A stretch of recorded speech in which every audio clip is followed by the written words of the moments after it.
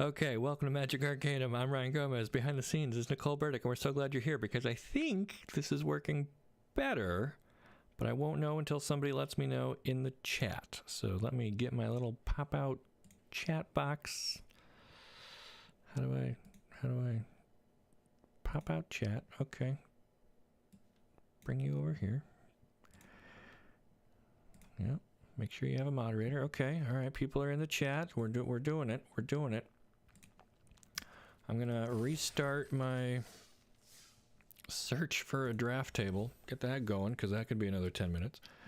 All right, much better, much better. Works great. We're okay. This is now the magic begins. Good. Thanks for sticking with me, because I'm just a big dumb idiot when it comes to live streaming. I don't know what I'm doing. Maybe I pulled too much on the wrong microphone cord. Anyway. Really glad you're here. We got a whopping 3 people. I think this is the same 2 people who were waiting with me when I canceled out of this and rebooted. But what can I do? What can I do? I guess I should have looked. Was there like sealed available? Maybe that's what we should be doing instead of draft. I really want to draft. Like, this set looks awesome to draft. We got so many cool archetypes. so many cool decks. You got the enchantment thing. You got I don't know, food. We could do whatever. Sure is, buddy. How are you? I'm doing well. It's a beautiful Thursday. Today's Thursday, right? Right. Been working all week on getting all my videos and stuff done ahead of time so I could take today to do this. And then tomorrow I'm playing in a pre-release at my local game store. And it's been a while since I've done one of those in person. So I'm excited to get out there and be an ambassador for the game. Right now, I just want to do this Wilds of Eldraine draft. So where are we on this? I don't know. Let me see. So there is like an official Discord for everyone in the early access. So let me see. All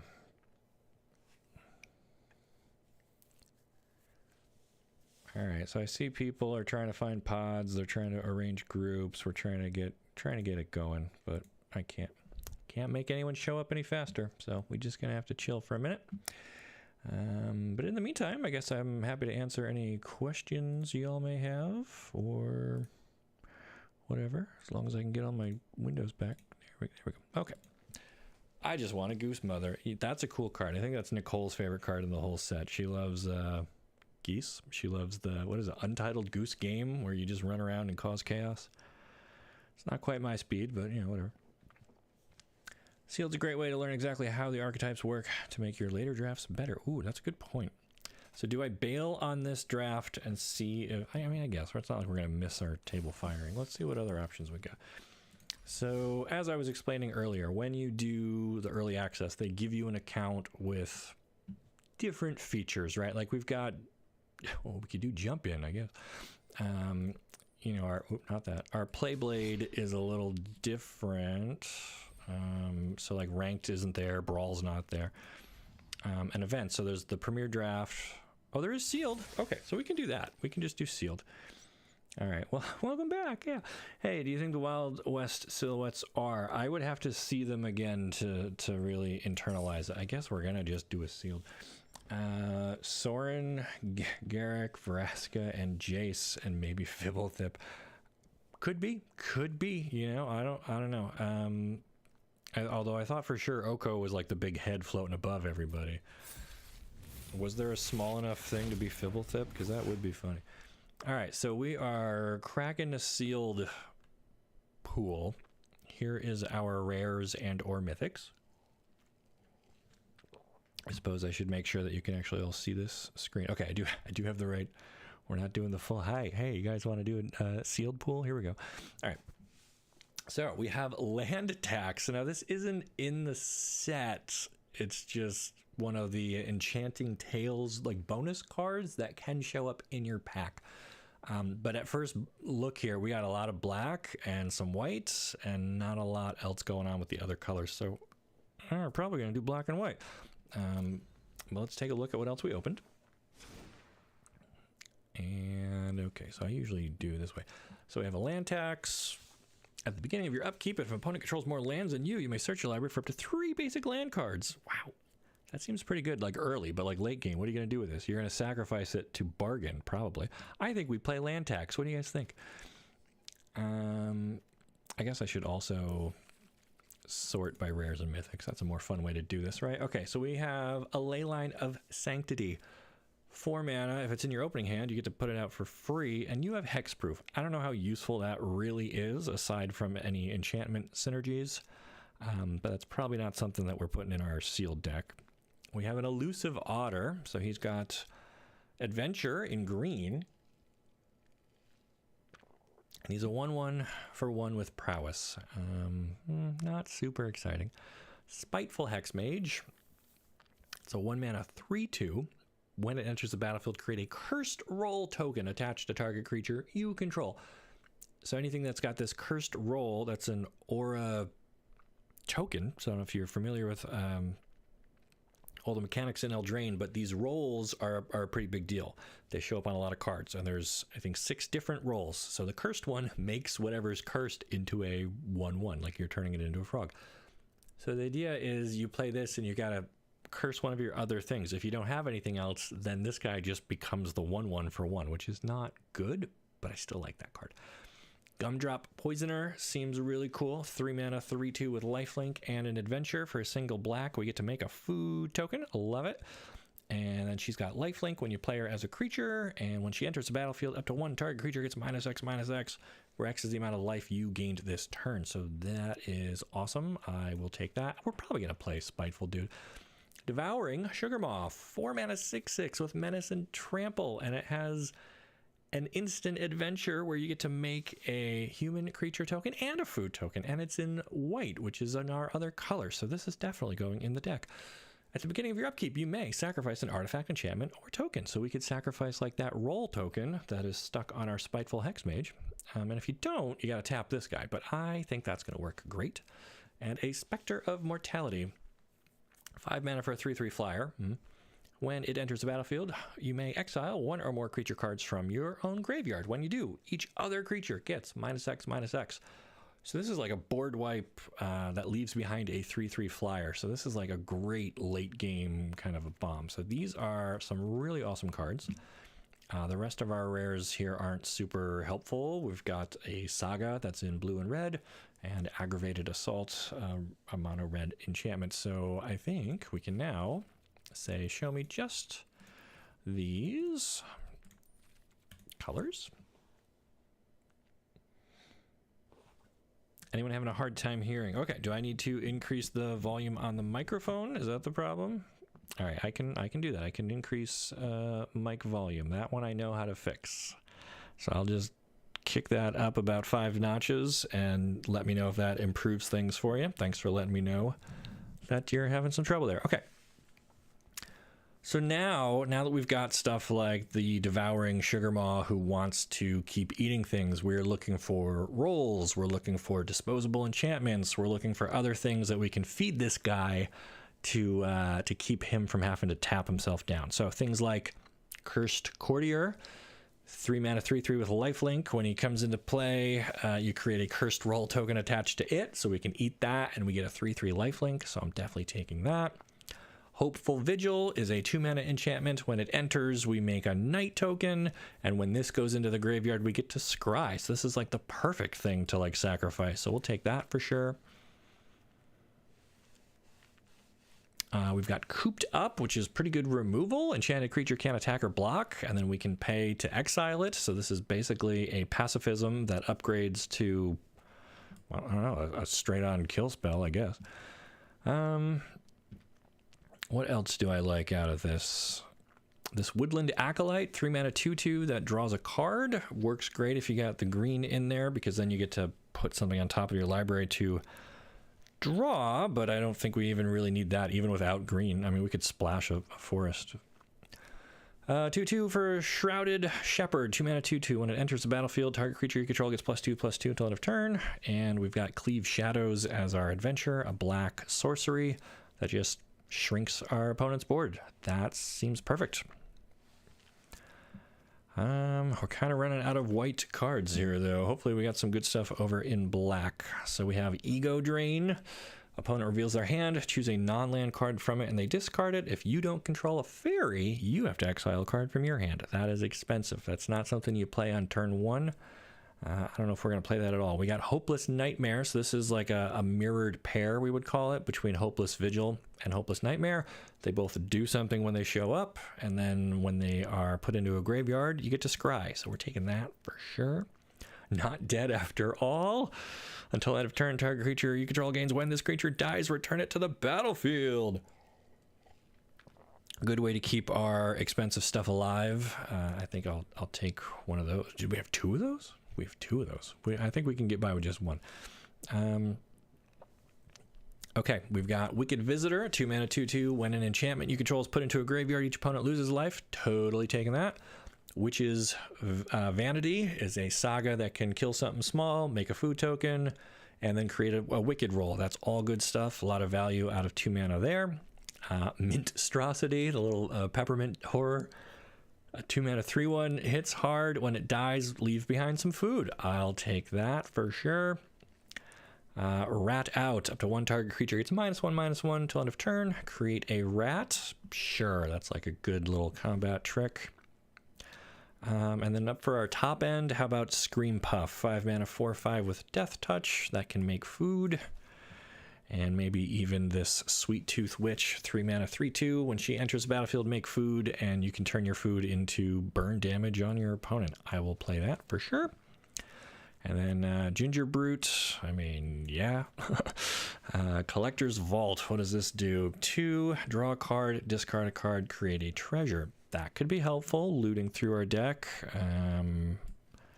All right, we still need to find about 3 more playable cards here. How do we feel about Back for Seconds? 3 mana sorcery with Bargain. Return up to 2 target creature cards from your graveyard to your hand. I feel like we don't have a ton of creatures, so getting them few that we have back might be good. If it was bargained, you may put one of those with mana value 4 or less onto the battlefield. So kind of a upside reanimator there. We spend 3 mana, we can get up to 4 mana back, and hey, that's exactly what our Devouring Sugar Maw costs. So I will take Back for Seconds. Do we want Lord Skitter's Butcher? 3 mana 2/3. When it enters the battlefield, choose 1. Make a rat. You can sacrifice another creature. If you do, scry 2, then draw a card. Or give your team Menace. So this can make 2 bodies off of 1 card. That seems good for our bargains and our sacrifices. And then we need 1 more. Do we have anything else? Maybe back in white that we overlooked? A Frostbridge Guard, perhaps, to tap down opposing threats. Or some Rhymefur Reindeer. Whenever an enchantment enters the battlefield under your control, tap something. It's a 4 mana 3/4, though. I don't love it. Or Moment of Valor. Destroy target creature with power 4 or greater, or give something indestructible. That seems pretty flexible. I like that. Okay. We have Lord of the Rings card sleeves. No, I don't want any of those. I don't want those. We're going to use the new Kellen avatar, and our companion is going to be the goose. That's for you, Nicole. Okay. And then what's our basics look like? Why? Why is that our basics? We could also throw in our Crystal Grotto if we want. I don't love it. We have a lot of, I don't know, colored stuff. I think we want our colors. All right, so now for lands, do they give us any cool lands in here? Not really. There's no Eldraine lands in here. And I already looked in the store. I don't think there's like full arts available or anything yet either, so kind of weird that we can't do thematic lands. I guess we'll just take these generic arena lands. That's fine. All right, so 8 planes. And we'll get some El Swampos.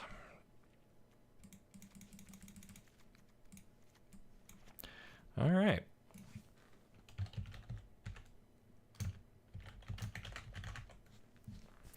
We're going to call this Food for Thought. Let's take a look at the breakdown here. We've got 13 creatures. How lucky. 10 non-creatures. That's kind of a lot more than I normally would run. Average mana cost 2.4. Not bad for a limited deck. Decent curve to it. I think this is going to be fun and fine and great. Place your bets. Are we winning our first game? Are we going to find an opponent for our first game? How many people are in the sealed pool? Let's find out. Not dead after all seems solid. I know, but I don't know if I have enough creatures. I don't like going too many combat tricks. I'm more of a play threats kind of a guy. So here we go. Currently waiting. At least we got to make a deck this time. It could be a minute before we find an opponent, though. I don't know how populated these queues are.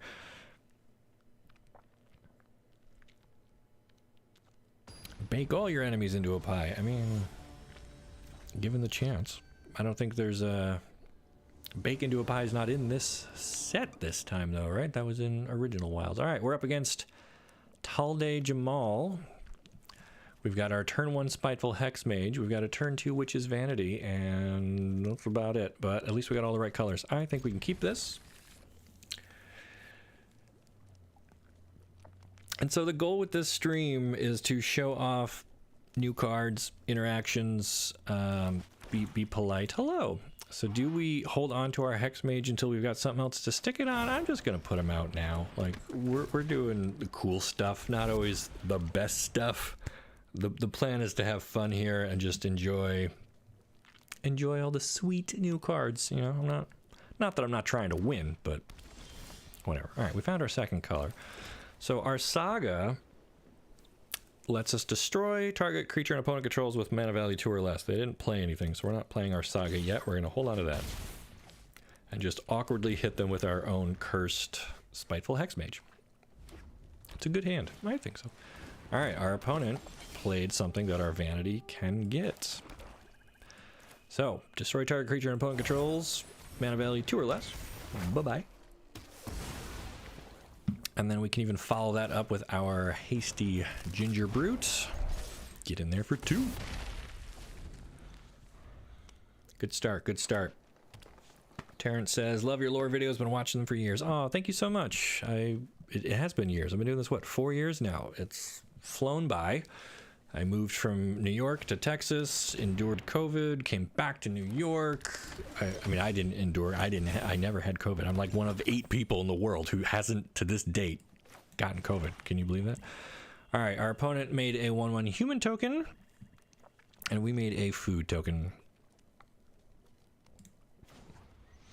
I think we're gonna just make our Ginger Brute unblockable. Send that in.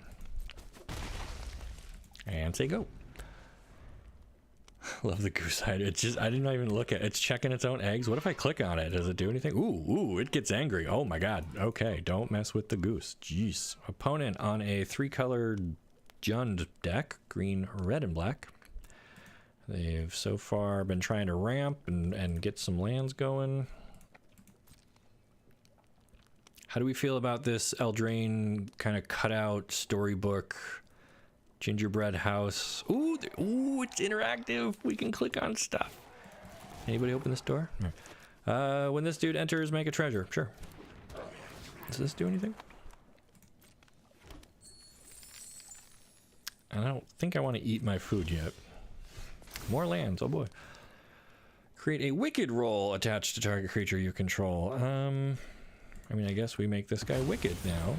Oh, right. Okay, so you can only have 1 roll attached to somebody. So by adding the wicked roll, which gives this guy +1/+1, and when the aura goes into the graveyard, each opponent loses a life. That gets rid of the cursed roll. That is awesome. Okay, cool.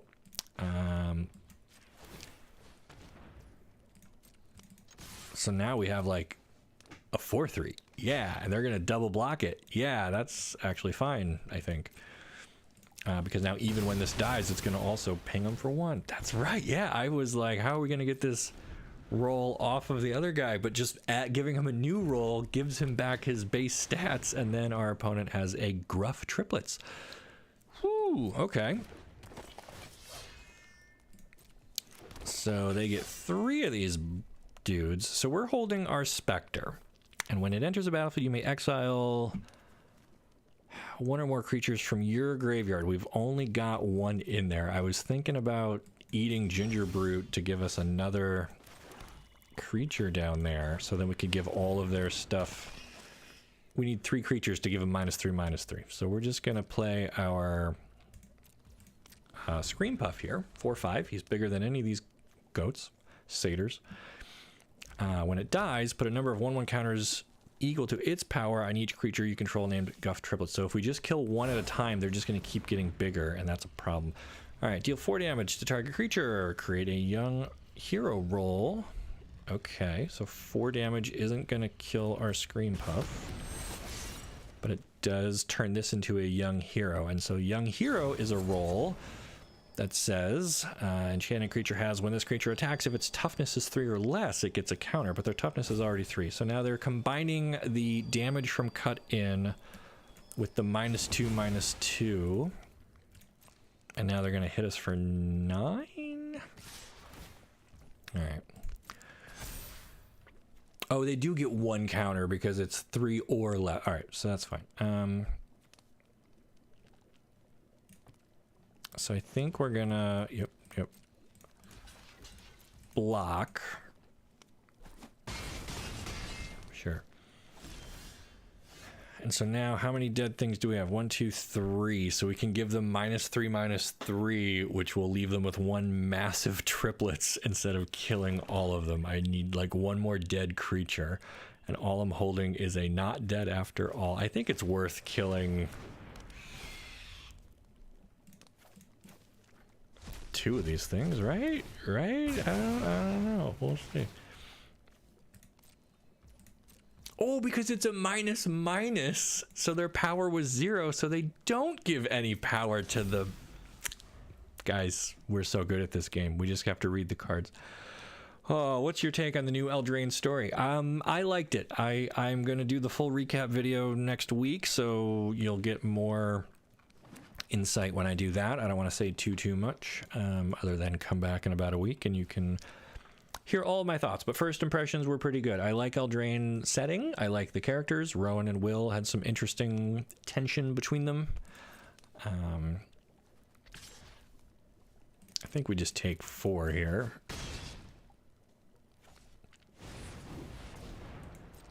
Opponent with a 5/5. Ouch. All right. So I know we're at 7, but we do have food chilling, and I'm kind of holding on to that, hoping that we find our sugar maw who can like make use of it. So I think for now we're just gonna say go. Is there perhaps a new lore video in the making? I know the story hasn't been great. Yes, so right, as I was saying earlier, I am doing the recap for what happens in Eldraine, but because how they release the story chapters and the card image gallery, which I use for animating... I mean, I guess we block and use our not dead here. I don't know if that's really the best use of this, but...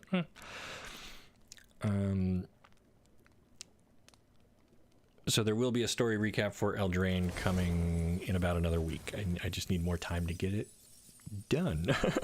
And I kind of front-loaded a bunch of stuff this week so that I could do the live stream and some ambassador obligations and get everything where I needed it to be. Read the card. Do what the card says. I mean, that's Magic 101, right? Have you thought about doing what happens in past cycles? I have, and I've even tried doing a few, and the problem is that, nope, here's that land tax that does nothing. All right, well, good game, opponent. So when I do previous what happens, like most recently with our return to Innistrad for Crimson Vow and Midnight Hunt, I went back and I did what happens in original Innistrad and the Shadows over Innistrad blocks. So I made 2 videos about the history of Innistrad. Innistrad's one of the most popular planes in the whole game, and we were getting ready to go back there for a 3rd time, and I thought, hey, these are going to be slam dunk episodes because a lot of interesting stuff happened. You know, we meet Avacyn and Griselbrand, and then Eldrazi show up, and like, how could anybody not watch these? For the amount of work that went into researching, writing, recording, editing, animating, all of that, they didn't get views. Like it didn't, like the effort didn't pay off the way that it needs to, because like that's a big commitment of time and resources, and I could be doing other stuff. And so it's a real struggle, because I know people love to say, oh, I want to know what happened way back in like Weatherlight, or, you know, the original invasion block, what was going on there. But the truth is, nobody's on YouTube typing in what happened in Weatherlight right now, and so much of my traffic comes from discovery. So people literally typing in what's happening in Wilds of Eldraine. That's why I title my videos that way, because that is like the search string that people use. So it is hard. I don't know. That's why I've tried to experiment with stuff like the history of series, or ranked by lore, other stuff that is still story related, but it's not like tied to an old thing that seems like a lot of people would want to watch it, but then when push comes to shove, they weren't showing up to watch it. So that's where we're at.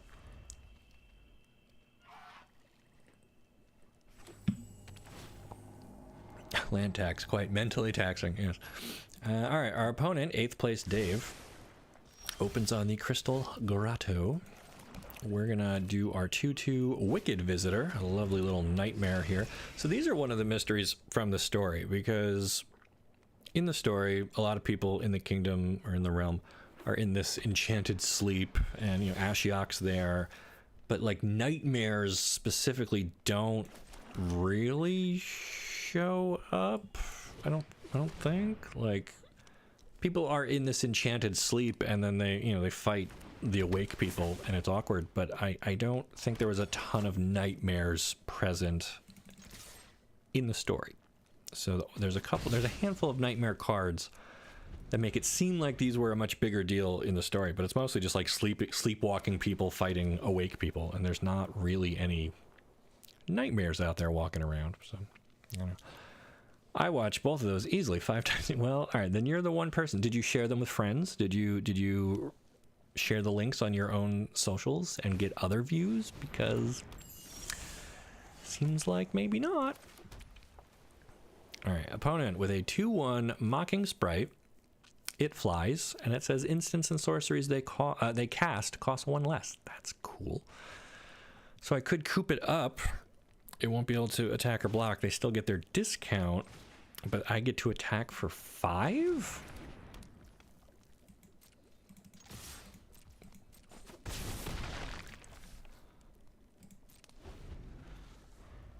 And I could sacrifice this food to take another 2, but I think we want the food for our own Sugar Maw. Hey, Nicole is here behind the scenes. All right, so she's a fan of 8th place Dave. That's cool. All you really need is a bit at the front about how the Phyrexian invasion affected Eldraine. We can watch your archive videos from Throne. Yeah, so Throne of Eldraine, that is an interesting one, because that was the last video I did for TCG Player before I struck off and started my own thing. So here we are. All right, so this guy, Splashy Spellcaster, a 2/4 elemental. When you cast an instant or sorcery, put a sorcerer roll on somebody. Do I just... Oh, it's power 4 or greater. I was gonna like, let's just Moment of Valor kill this guy. It's not toughness though, it's power. So I think I like adventuring, getting my thing going here.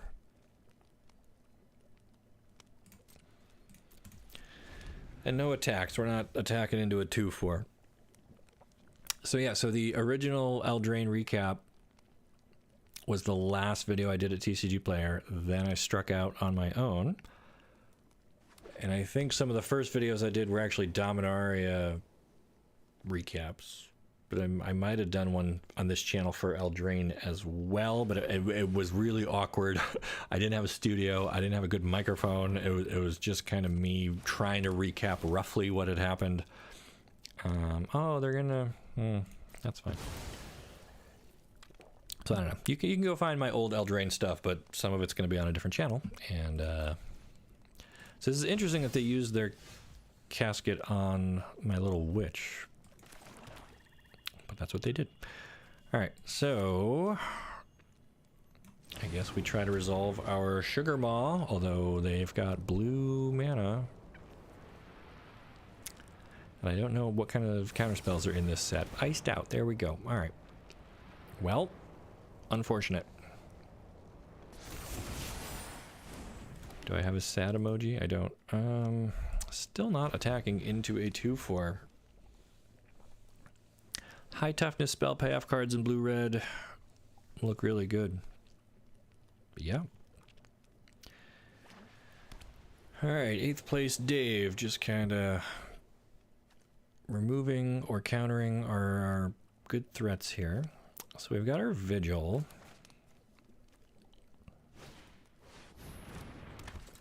Excuse me. Savior of the Sleeping, 3 mana 2/3 with Vigilance. Whenever an enchantment you control is put into a graveyard from the battlefield, put a counter on it. Wow.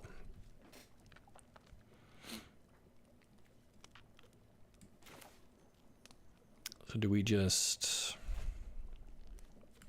I kind of like doing this rat here.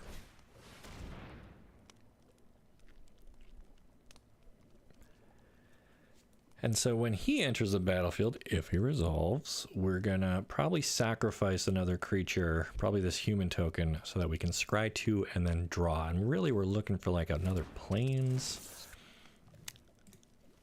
But I don't think we need this little 1/1 dude. Our Gumdrop Poisoner would be good. And Ginger Brute, actually. This... Okay, we didn't find a land, but I'm okay using her to make a food.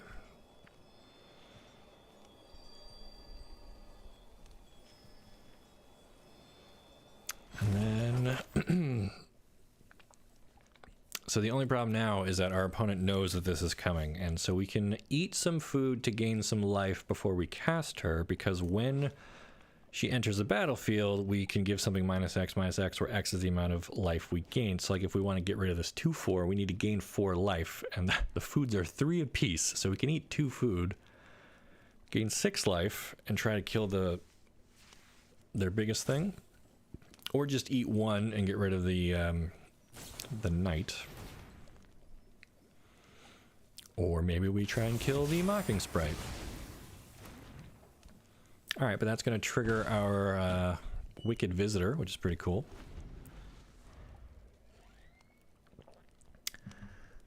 Nam says, I've noticed an increase in the variety of Magic content since the Ambassador program launched. A lot of smaller channels popping up. Yeah, I'm really happy with how they are running things. I think it's a cool initiative. I'm getting to know content creators I didn't know existed. It's important to recognize early access is totally separate list of people. So there are people who get early access on Arena that aren't ambassadors, and there are ambassadors who are not doing early access. I happen to be doing both, but do we double up to take out this knight while it's still small? I think so. Watching this is getting me seriously excited to get into my LGS draft. Oh, that's great. That is why we're here. That is why we're here. Keep in mind, you need 7 mana to eat 2 food and cast the Poisoner. 1, 2, 3, 4, 5, 6, 7. Yeah, and we've got... Oh, we only have 5. All right. Ouch. What did I just miss? They survived. Oh my gosh, opponent with cards for days. Did they... Oh, I see. All right. So they used a Desperate Parry to give one of my guys -4. Rude. All right, so we have 5. So we can eat a food, play her, give something -3. Do we give it to the Pie Wielder, or do we knock out this Sprite?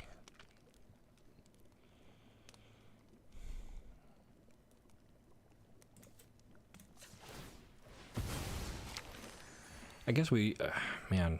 First strike.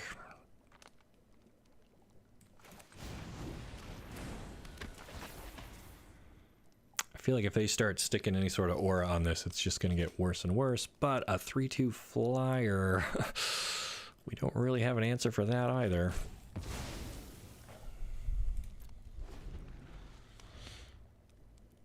yeah, I'm excited for the pre-release. I'm going tomorrow to my local game store. Hopefully my sealed pool is as exciting as this one was. I think we got some cool black and white cards that we're just kind of not finding the right mix of here. So they're coming in with the 4/5 Knight with Vigilance and the 3/2 Flyer and the 2. Oh my god, oh my god. All right, big swing here. I think we take 7.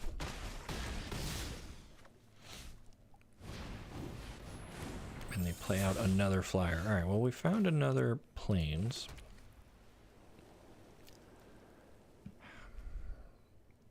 So do we just destroy their knight? All right, I think first we're going to use the Hopeful Vigil. Get another body down, for sure.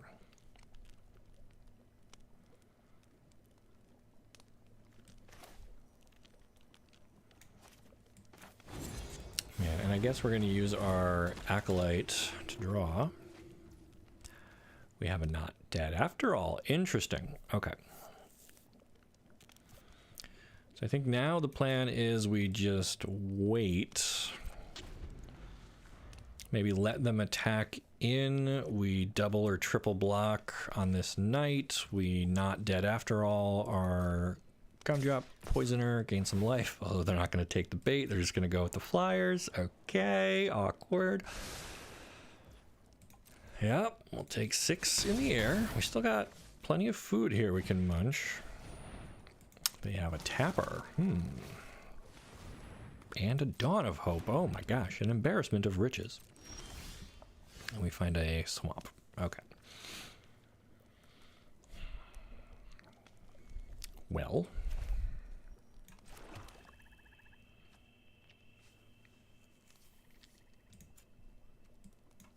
So we can self-sacrifice our Hopeful Vigil to get these planes out of here.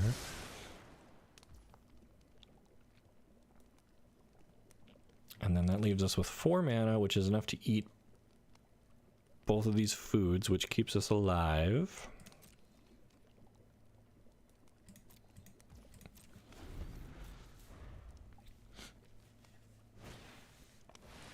And opponent's going to draw 3 cards and make a fairy token. Okay, okay. Ah, ooh, okay. So now that they have made their flyer into a 4 power, I actually kind of like just killing that.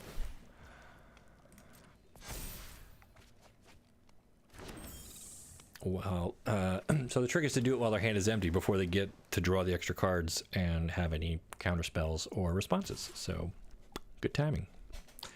Good timing, team. All right, opponent is now just attacking with just the 3/2 flyer, chipping away at us. We can't afford to eat any food. We don't have any blocks, so we're down to 4. Didn't we just put a bunch of these on the bottom? Come on.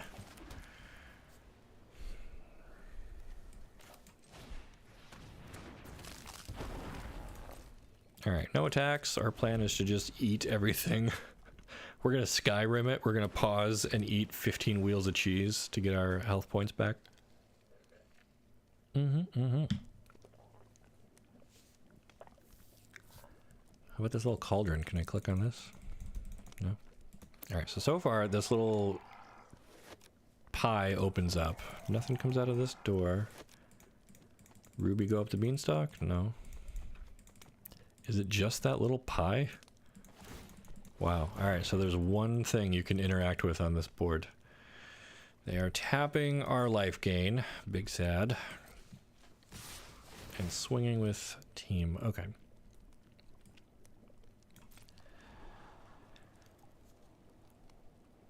If you're not dead yet, the Gumdrop, you get the ETB. Yeah, but she's tapped, so that doesn't really help me. I think what I'm going to do is not dead my Acolyte, because when it comes back, I get to draw a card. So I'm basically trading this not dead for something else.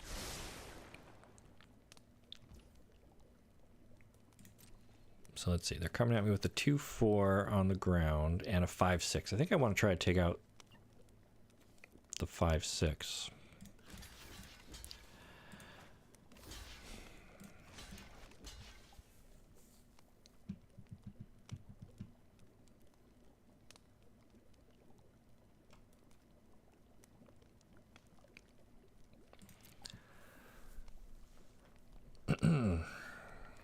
And let's see where they assigned the damage. All right, so they did put lethal on the Acolyte, so now we're gonna try to not deaden him.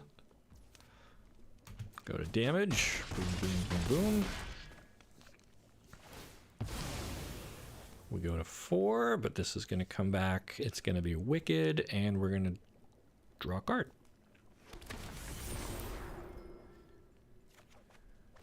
And it's another Plains. Yeah. Yeah. All right. Well, now they're tapped out. So we're looking at 6, 7, 8 damage. If we can come up with 4 more. Ooh.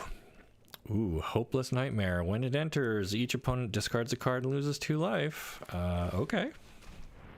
That's a start.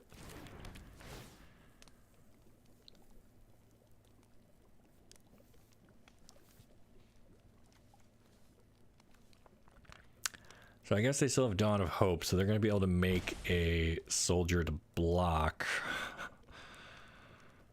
Ugh.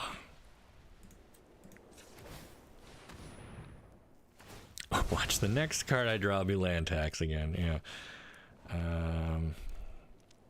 Yeah, neither of these would be really helpful either, so I think this is going to be a GG. Yep, there's the soldier. I think it still is right to attack here and get the life, because otherwise they tap her down and I don't get to even block with her. So now I guess they still tap that. Flyers for 4, 5, 6. Oh, we're still alive on board, if I'm reading this right. And I like to think that I am. Because if they use their 2/2 to tap our 3/3, then they have 3, 4, 5, 6, 7 attack power, and we can block at least one of that. So at worst, right now, we're going to 6. We're not dead.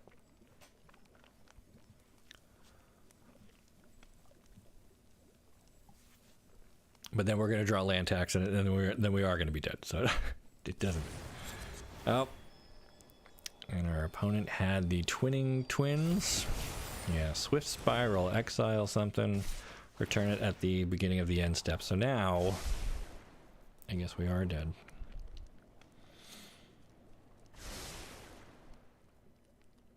Right, because even if we block there, so it's 3, 4, 5, 6, 7, yeah. In my defense, I really wanted to do a draft, not sealed, so. That's all right. We got what, 1 more of this for sure, because it's until you lose 3. Lost twice. Not a great great start to our Eldraine early access stream. Might not, excuse me, not to be entirely off topic, but thanks for all the Magic lore videos. That is on topic. That's why we're here, to share the stories behind the cards, and the live streams are just a fun perk, a good way for me to interact with the community. I love getting comments like that. Appreciate everyone watching my videos, subscribing, being a patron, whatever. It has been a fun 4 years growing this channel on my own. I'm at 80,000 subscribers now, guys. That is bonkers to me. But I wouldn't be here without all of y'all. So, thank you. It's not off topic to say that. You are welcome. 8th place day had a great comedy short on Full Art Land. Oh, that's the guy. All right, so I did see that. I don't recognize the name. I didn't connect that. We're gonna open with our Hopeless Nightmare. Make our opponent discard something and lose 2 life right away. Ha ha ha ha. There you go. KevXEGT.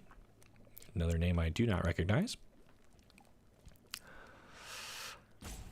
Heck yeah, good for all the work you and Nicole do. It's mostly Nicole. I mean, I'm the face, but she does all the thumbnails and the art, and she helps me with every script, and it's a team effort. All right, we're gonna do our other hopeful enchantment. I like how these curve into each other, a 1 and then a 2. So we made our opponent discard something, and you could make a case that you're supposed to hold on to this until they only have like 1 card left in hand, so that you get their best thing instead of 7 drop. But whatever. All right, so they have the 2/2 Picnic Ruiner. When it attacks, if you control a creature with power 4 or greater, it gains double strike. Get out of here. Okay, so our options are Collector's Vault, Spiteful Hexmage. I think I like that, and I think I like the trick of cursing himself and then finding another role to attach to him later. And we'll take our free hit with our Vigilant token. I don't think they want to trade their guy for it. What do you think you do for a 100k sub special? Ooh, good question, good question. I don't know. In the past, I think when we hit like 30k, we did an AMA episode where Nicole and I answered questions from the community. That was really fun. I wouldn't mind doing that again because it's been a couple years. Belligerent of the Ball, 3 mana, 3/3 with Celebration at the beginning of combat on your turn. If 2 or more non-land permanents entered the battlefield under your control. What a mouthful. Celebration. Bad mechanic. Target creature control gets +1 low and menace. That's it. That's it. All right, so I like playing Collector's Vault here. We're probably going to use it to drop our swamp. But we're going to wait in case we need to not dead after all somebody here. YouTube thinks this is Hearthstone. Silly YouTube. I like streaming on YouTube instead of Twitch, mostly because I already have a channel here and I know what I'm doing when it works. But I don't know. I feel like a bigger fish in a smaller pond when I stream on YouTube, because there's like nobody streams on YouTube. Like, you can. It's right there. All right. So they Dragon Mantled their 2/2. And they had a Tattered Ratter also enter, so the Celebration is going to kick off. Oh my gosh, this is quite a turn, opponent. And so now they get a double strike off of that. Do we just take 8 here?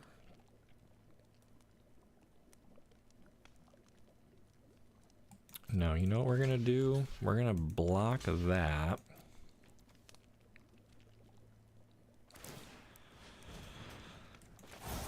And we'll not dead after all ourselves, I guess. Bing, bang, boom. Okay, trade. This comes back. He's gonna Wicked Eyes himself again. Love it. Oh, man. All right, so first thing, we're gonna draw and discard.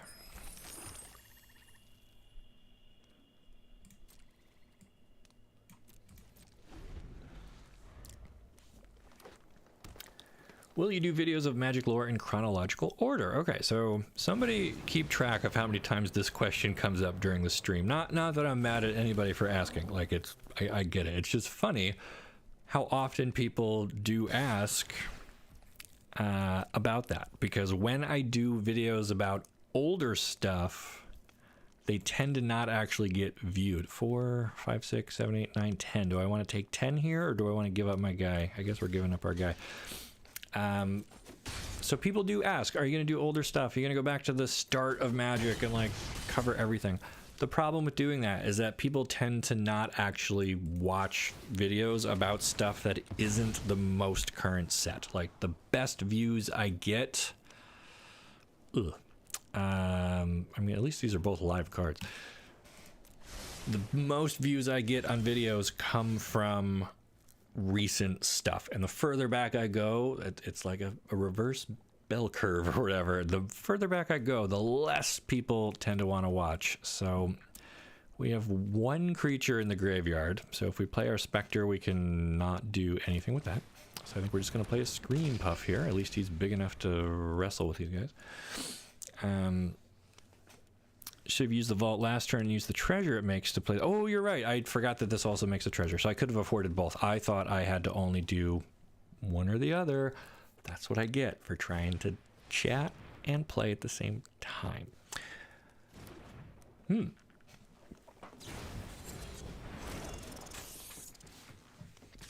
All right, well, we're getting overrun here by rats and ogres. Anyway.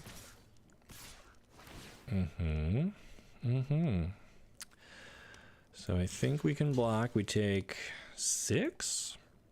Unless they've got a... Oh, that's right, they have the dragon mantle, so we're dead. We're dead. Did you see Spice 8-Rack's recent Magic Story video? I didn't. I saw that he posted it. I saw that it got all the views. Spice is a friend of mine. We've collaborated on some stuff in the past. I always love his content. I've just been so caught up in my own stuff right now. It's, you know, the time of year my daughter's getting ready to go back to school, trying to fit in summer family vacation. So I have not sat down to watch Spice's latest video because it's long, right? It's like 40-something minutes long. So it's on my to-do list, but I love him and his work, and you know, he should stay in his lane a little bit. You know, he doesn't need to take all the story stuff. That's supposed to be me, but no, he does good work, and I'm excited to see that video when I carve out an hour to do it. Maybe you can finally read some of your stories you wrote in college. Or like your favorite 100 cards for 100. How do you know I wrote stories in college? I majored in film. I wrote movies. I wrote like short films and stuff like that. I didn't write a lot of stories. I mean, I guess movies are stories, but oh, hey, we won some gems. But yeah, that's a good idea for the 100K. Maybe just kind of a story lore thing. Okay. I'm just kind of trying to catch up on some of these comments here. So I got my gameplay monitor, my little webcam, and then I have a second display kind of at an angle here. So if you see me looking off into space, it's because I'm just trying to read the chat box real quick. I got to figure out how to like put it on this screen. That would be helpful, but I don't know how. I don't do this often enough. All right, this time we're going to try to jump back in that draft queue because I think that's more fun than sealed. I'm glad I did not have to pay for that sealed since we went 0-3 with our black and white deck. Understanding what a few different streamers have said, streaming on YouTube has potentially larger audiences, but it doesn't have the donation culture that Twitch does. Interesting. I mean, to be honest, I'm not really doing this for the donations. I don't think I even have this stream monetized. You shouldn't be seeing ads, and if you are, I'm not getting paid for them. Only YouTube is, so there might be just the minimal number in there for maintenance. But I just kind of try to do the early access streams for fun. I don't monetize them. I don't expect donations. Although if I did this more regularly, then perhaps I would. Like, is it much harder to make a living streaming on YouTube than on Twitch? Oh, like it is much harder. Yeah, I'm sure it would be. If you were starting out from 0, probably starting with Twitch would make more sense. But if you already have a channel with 80,000 subscribers, then like why not use that to launch your streaming empire? Best mustache in the multiverse, Bruce Tarl, no question. You know, he has a picture of me that he puts up next to the mirror, and when he shaves every morning, that's what he tries to copy. So now you know. All right, I got to focus on this because this is a live draft against real other people, and I only have 50 seconds to make a choice. I don't think I want that. I don't think I want dark tutelage either. Gross. What is good out of this pack? I don't even know. So we just did black and white. Maybe we should stick to some other colors. Can we try and get like the red and blue spells thing going? Or do we do like a green something? Frantic Firebolt is like damage. Well, let's just take some green. Let's take some beef. Rare draft all day. I don't know. There are too many words. All right, so we took Agatha's Champion, a 5-mana 4/4 with Bargain and Trample and maybe a built-in fight spell. That's a lot of modes. We can team it up with Unnatural Growth and just make our stuff huge. I mean, green stompy boys, am I right? That could be fun. Let's see how big we can make our greens. That's where the remastered sets come in handy. It's the current set, but allows exploration of Magic's history. Maybe. What's the next remastered that they're doing? Is it I feel like I know the answer to this, but I don't. Unnatural growth, rare and busted. Yeah. So who's in this pod with us? Any names we recognize? Goddess of Blunder, Portrait, Tabletop Titans, Queen of Cardboard, I know. I think that's it. Okay. We have a Restless Beanstalk, a Vinestalk. Okay, so maybe like a green-blue. I could see that. Or Adventures, green-blue Adventures could be good. I don't really like taking a land so early. Like that feels silly. If I was playing for keeps and I got to keep this card, I guess we'll do it that way. You know, if I'm trying to like build up my collection, then absolutely. But since I don't get to keep any of the cards on this account. Okay, and we found my boy, Troyan, almost Ryan. He's got the same letters, just with an extra O and a T in there. And he's in our colors. What I'm saying is our colors. Or up the Beanstalk, which might be better. But I mean, we gotta grab this guy. He's great. He's me. He's bald. He's where'd he go? There he is. He's got a cool cloak, like a hood there. Okay, Hatching Plans. Put into a graveyard, draw 3 cards. You gotta find a way to sacrifice this, and then you get like big payoff. Gadwick's First Duel. You get to curse somebody. That's basically removal. Scry 2, double up an instant or sorcery. Mocking Sprite.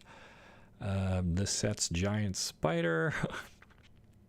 Or a ramp little fawn. I guess if we're doing like giants and stuff, this might be good, but like, is it too early to pick something like that?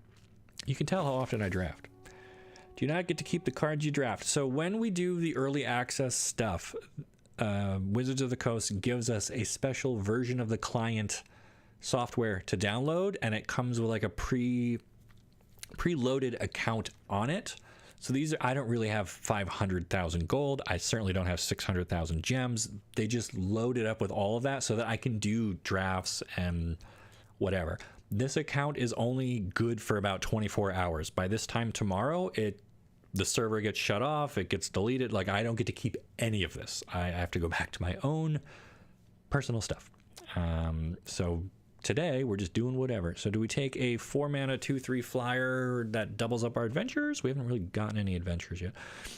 Or the Alchemist, or a 5 mana. This thing has an adventure, which is better. Oof. I guess we'll take that. And then look for some adventures.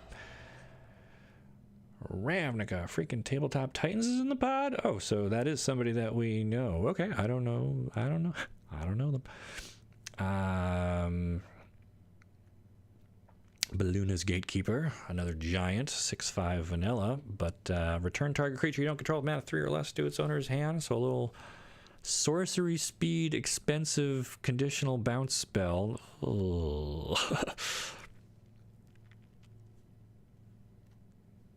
Sleight of hand, go digging. I guess Mocking Sprite. Maybe that wolf was the pick there. So this little elemental dude, he's a 1/3. He cares about instants and sorceries. I think we're doing more of a permanence thing. I want like giants and cool stuff. Spell Stutter works with fairies. Or just give a creature +2/+2. Or Prophetic Prism. I'm always happy to have one of those in a draft deck. Super famous channel. This is a super famous channel that does Warhammer content. What? Why are they doing early access? Hey, this was our starting pack. I recognize some of these cards. Okay, so what was this rare that has now tabled? Nobody wants it. When Journey enters the battlefield, exile up to X creatures for each of those cards. Its owner may play it. Whenever a non-token enters, draw a card. Okay, you know what? Fine, sure. You sold me. It's too much to read in 10 seconds, but we'll take it. All right, well, that's cool that there are non-Magic mainline channels doing Magic early access. I like it. Do we stretch into Teamer to fit this guy? Do we do some misleading moats? That's like good removal. Or do we just counter stuff? Oof. I guess counter spell's better, right?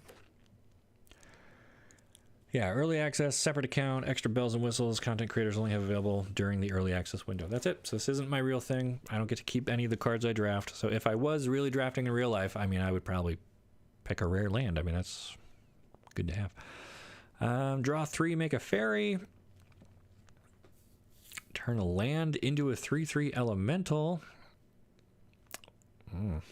Or commune with nature. Look at your top 5, reveal a creature or land from among them, put it into your hand. I think I want that. I mean, I don't want it, but I'll take it. All right. Okay, so I mean, it's a deck. You know, it's gonna be a deck. I don't know if it's gonna be a good one, but we're doing stuff. We got green, blue.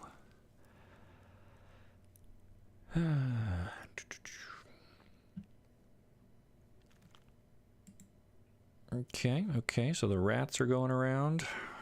There's a Verdant Outrider, a 3-mana, 4/2. Can't be blocked by little stuff. I'll take that. Okay, so Gadwick's first duel again. Or a Mocking Sprite. Let's take the duel. And a thing that doesn't care about enchantments. Okay. Alright, rare draft all day. Ingenious Prodigy, X for an 0/1 with Skulk. When it enters with X, 1/1 counters on it at the beginning of your upkeep. If it has 1 or more 1/1 counters on it, you can remove them to draw a card. I love it. Love it, love it, love it, love it. Slam dunkies. We have a wizard that is aging backwards. That's like the premise of this one. It's like the fairy tale of the wizard who Benjamin Buttons himself, I guess. So the cool thing, I guess it doesn't ever kill itself. It'll stop it at an 0/1. A lot of the rolls give it +1/+1, so this could, I don't know.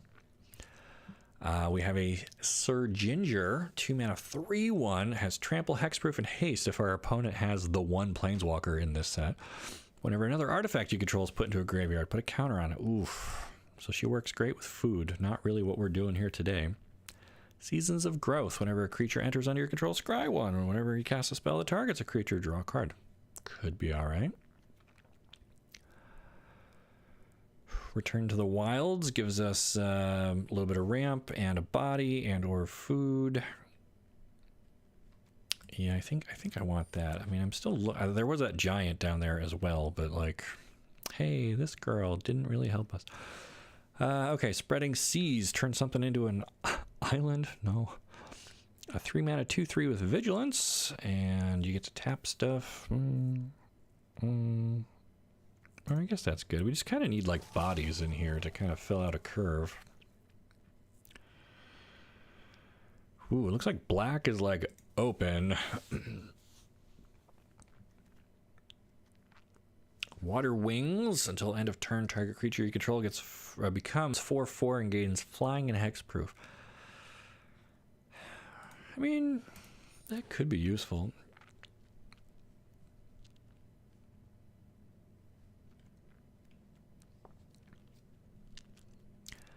I feel like this is where drafts for me always start to get awkward, because like I have a good plan, pack 1, get a bunch of stuff in my colors, pack 2 for whatever reason, suddenly it starts falling apart. All right, 4-mana 4/4 with Vigilance that looks for adventures. I like that.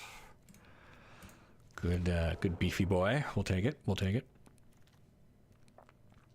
Up the beanstalk. That's what I want.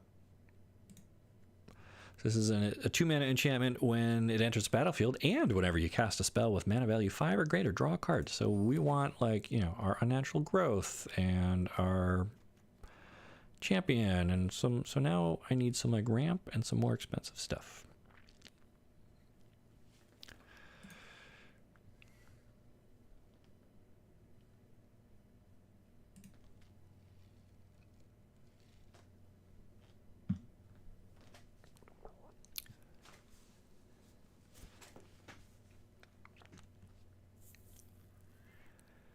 Now we just wait for Goddess of Blunder. Okay, so we've been past Misleading Motes, or a Hollow Henge Scavenger can make food, and it can eat food to become bigger. I mean, I guess. We're not really on the food plan, but we'll take it.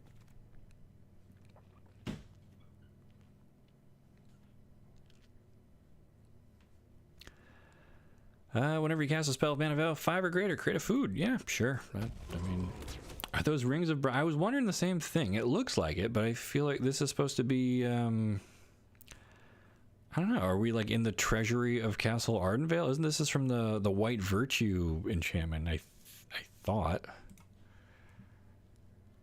2 for a 2/3 that has Defender, or draw 2 cards. I'll take the draw 2. Mill 4 or a Flying Vigilant Prankster guy. Sure.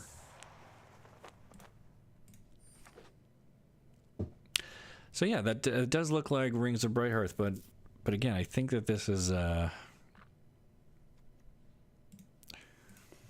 not playing her. I don't know what those would be doing on Eldraine.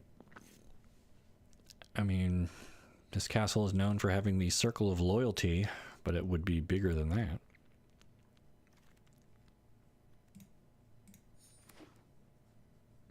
All I can say is this moment never happened in the official Eldraine story. I can say that. There we go, a little soft stun spell. I like that. Okay, do we pick Rhystic Study? Or yeah, we take Rhystic Study. Oh, is it too much in the mic? All right, man. Sorry. I will try to keep that under control for you as I chug and swallow some water. Okay.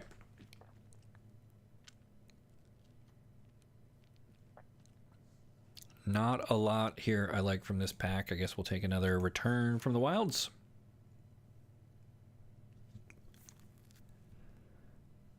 We could get a second Restless Vinestalk. I like the Worm, actually. It's 5 mana, which works well with our other stuff, and Plant Beans might help us ramp to get there, so we'll take that.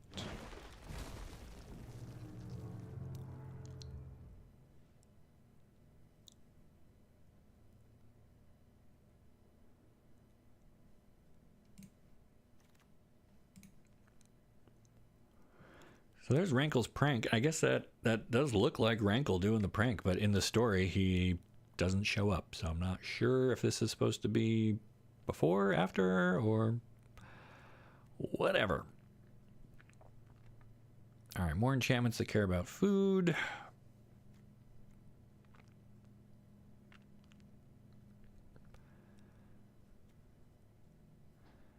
Living Lectern.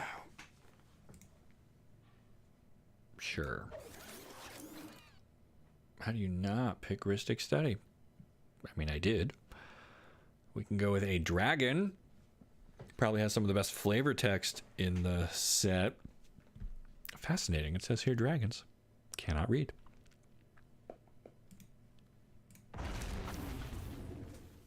Didn't Rankle die?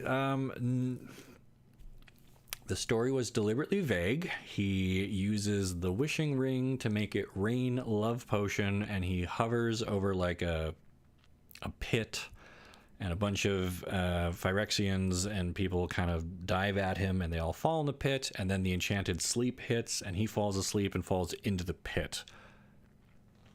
Does that kill him? The story just kind of ends. So we don't know for sure what happens to Rankle. We don't know if he's really dead or not. But he doesn't show up in this story, so that doesn't really help. It doesn't confirm if he's alive or dead, but it is weird to see a card with his name on it, being that last we knew he was asleep, and he doesn't wake up in the story. So when did he have time to pull off the prank? Maybe it's a typo. Maybe it's Rankle's brother. Yeah, could be. All right, Spider Food, destroy up to a 1, target artifact, enchantment, or creature with flying. That's pretty flexible. I mean, there's lots of enchantments and artifacts that I don't mind hitting. I think I like that better than a Merfolk.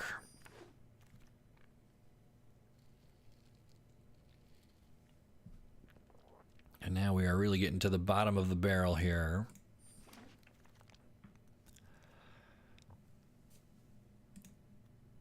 Take a giant. We'll take a flyer.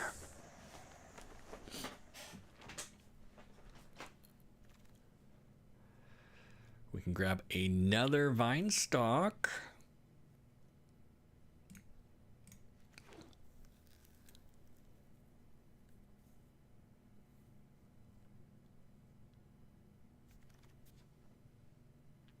Yeah, we have infinite copies of Commune with Nature. Reveal a top 5. You may reveal a creature card from among them. Put it in your hand. Oh, I thought this was creature or land. Look at the top 5. You may reveal a creature card from among them. Put it in your hand. Interesting. Interesting. I was thinking of...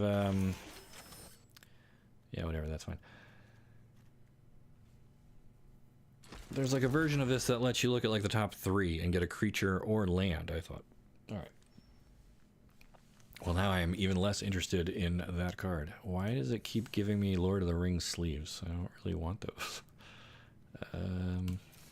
We'll take something fun. And the goose. Okay. All right, so let's spread our deck out here a little bit. And so I definitely don't want red. No, get you out. And I don't think I want any copies of Commune with Nature. I like our little wizard. That's a fun one. Alchemist doesn't really do anything with what we're playing here. Freeze in place. Tap target creature and opponent controls. Stun it for 3 turns. That seems like it buys us a lot of time.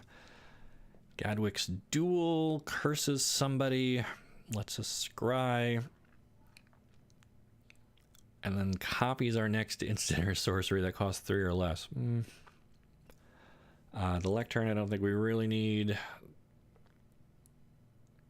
This guy cares about other instant sorceries and fairies. We're not really doing a lot with that. Water Wings we might hold on to. The ramp we'll keep. Up the Beanstalk we keep. The Prism, I mean, just to kind of cycle through our deck. All right, what does this Extraordinary Journey actually do? I haven't actually read this thing. XX blue blue.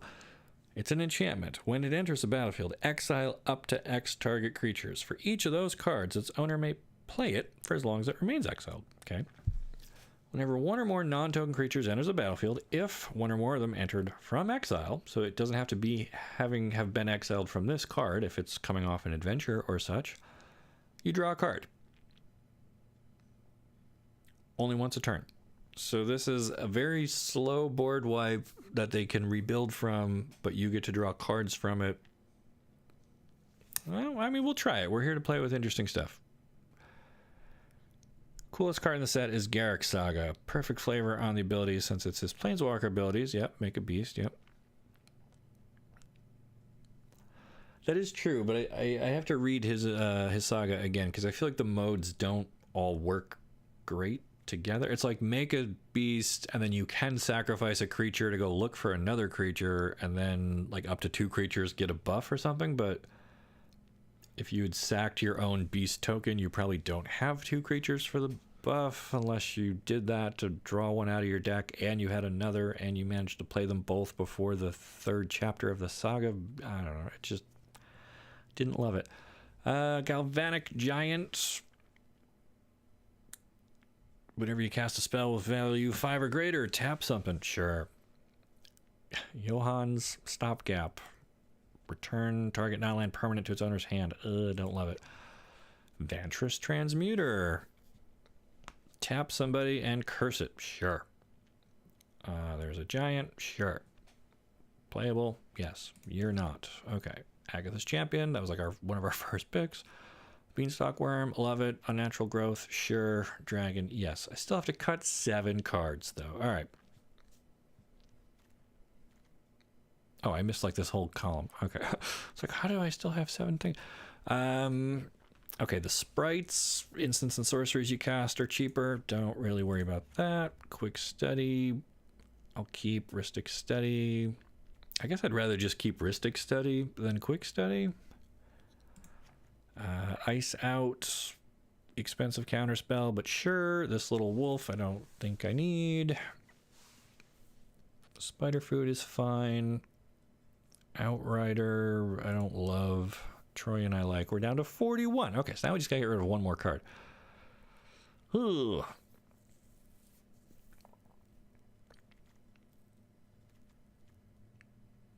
Maybe we could just do one return from the wilds.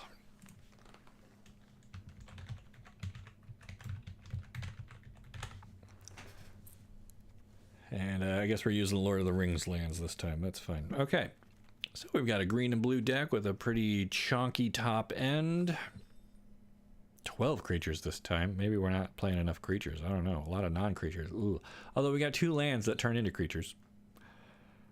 And a very high CM's converted mana cost average. But hey, you know what? It's fine. It's a slow format, right? What's the worst that could happen? I don't know.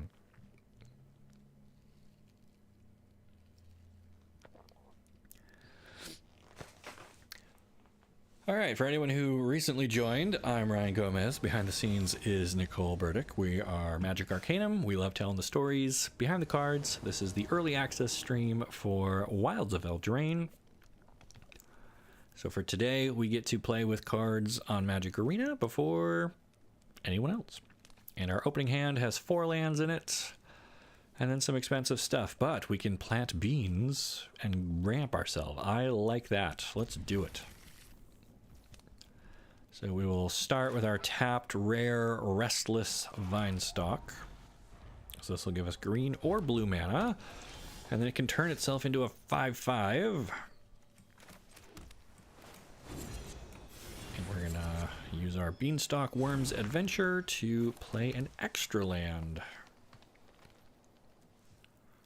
Okay, that's a strong opening. I'm feeling it. I'm feeling it. We got a cool land. We got this guy chilling over here on his adventure. Next turn we'll have 4, so we could go straight to our Sky Beast tracker. Or is it better to up the Beanstalk and Prophetic Prism? I think I like that, actually.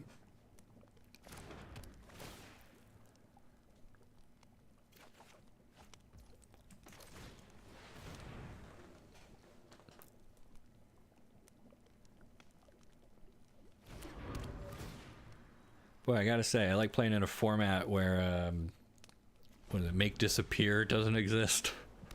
No 2-mana counter. Alright, opponent taps out for the Unruly Catapult. We now have 5 mana already, so do we just slam this worm? It'll draw us a card? Yeah!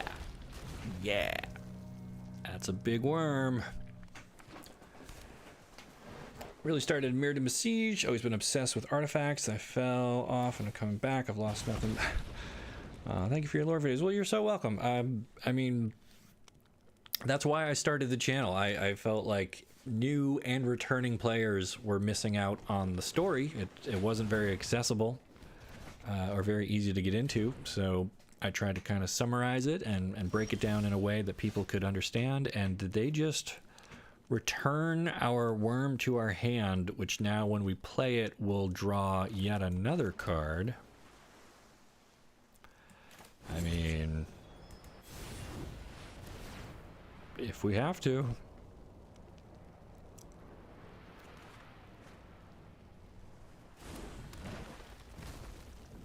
Alright, so our opponent's trying to tempo us out here or something, and using their catapult to tap and deal 1 whole damage. Alright, 18-20. They are technically in the lead, but we've got a 5/4 with a... he's got reach, which is interesting. He looks like he would trample over that little town there, but he's got reach because he's so tall.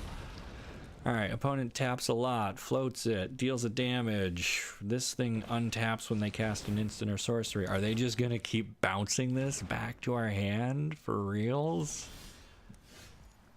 Okay, well, we're gonna play a land. We're gonna use the plant beans again. Play that other land. Play the worm. Draw a card. Pick up our Archive Dragon, who will also draw us a card.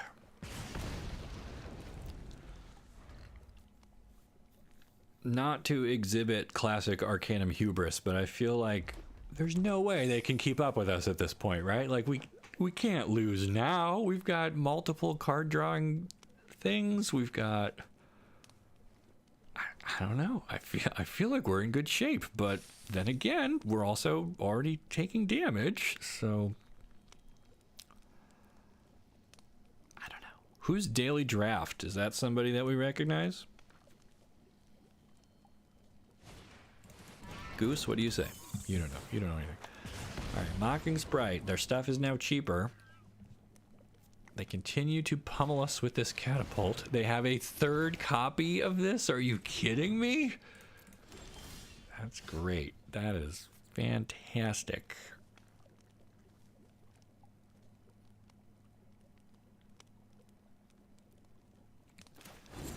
Welp.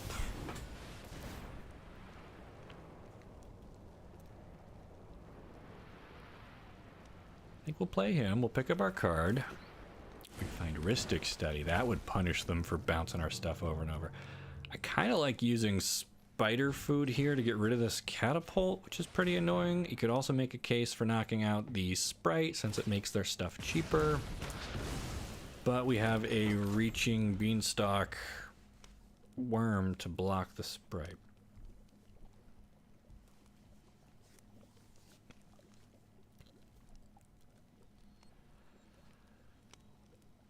What do we think here, opponent? They attack into our worm with reach. And then kill our worm. Big sad. All right.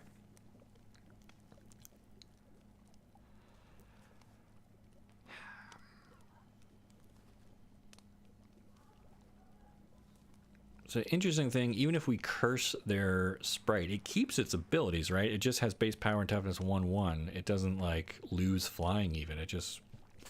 All right, so that's not a great answer for that. A warded dragon, however.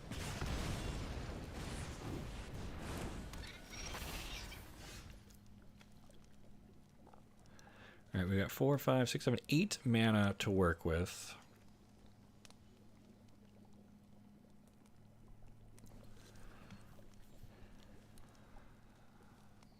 So the dragon would be 6.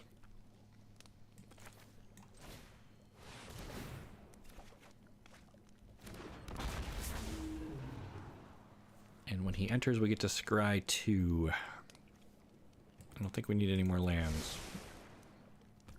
But we did pick up 1, so now we've got 3. So we could put down Ristic Study.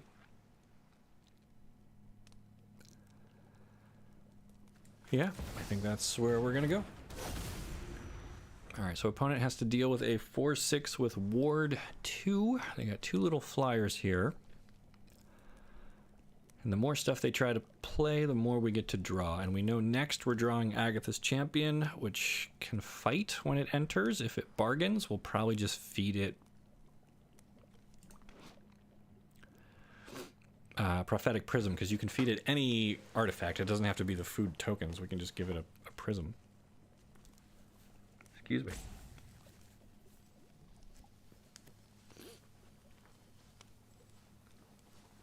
Opponent working out how to deal with our dragon.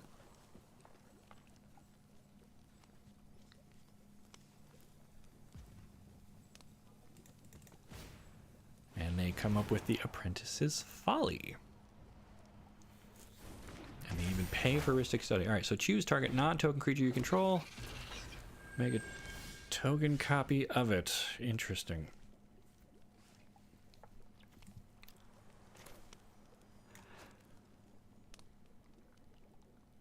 Okay, and these basically have like a version of prowess where whenever they cast an instant or sorcery, they get bigger. So I think...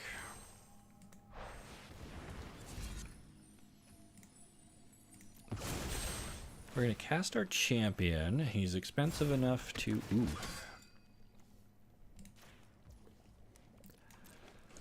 To draw us a card with the Beanstalk, we pick up Ice Out, which we can hold on to counter something.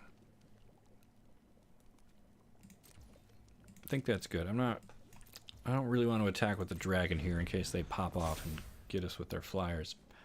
Hello, Ed M. Hello, thanks for joining the stream. We're having a great time with Wilds of Eldraine. We got a nice blue-green, I don't know, expensive stuff deck. It's pretty sweet. Choose target non-token creature you control that doesn't have the same name as a token you control. So they only have the Frolicking Familiar, so they couldn't copy that again. So we blanked the second chapter on their saga. And then the third chapter is sacrifice all the reflections. Oh, so this isn't even going to do anything. I thought this, like, I was thinking of the Gadwick one where it copies your instants and sorceries. This isn't going to even do that. So this is pretty much done. What do we draft? What's the record? This is our first game. We did a round of sealed already. We kind of made a black and white enchantment / food deck that was trying to do too many things, and we went 0-3 with that. So this is now a draft, and we drafted blue-green. We got the signpost uncommon here, Troyan, and we've got a very nice looking Rhystic Studies, and we've got Up the Beanstalk. So whenever we cast stuff that costs 5 or more, we get to draw cards, and we've got some giants and some big booties here, so we're doing all right. When we go back to Ixalan, do you think we'll see Azor again? I'm pretty sure we will. He seemed like an important person. Do I like this mouse? I guess you can have that mouse. That's fine. And so we just saw Azor on one of the team-up cards, right? So we know he's still around. I assume that he survived the... need to bargain this. We can just pay for it. So I assume Azor is still around and that we will be seeing him again. Ooh, all right. Unnatural Growth. That seems pretty good. That turns our dude into an 8/8 with trample. Pick up an island. Interesting.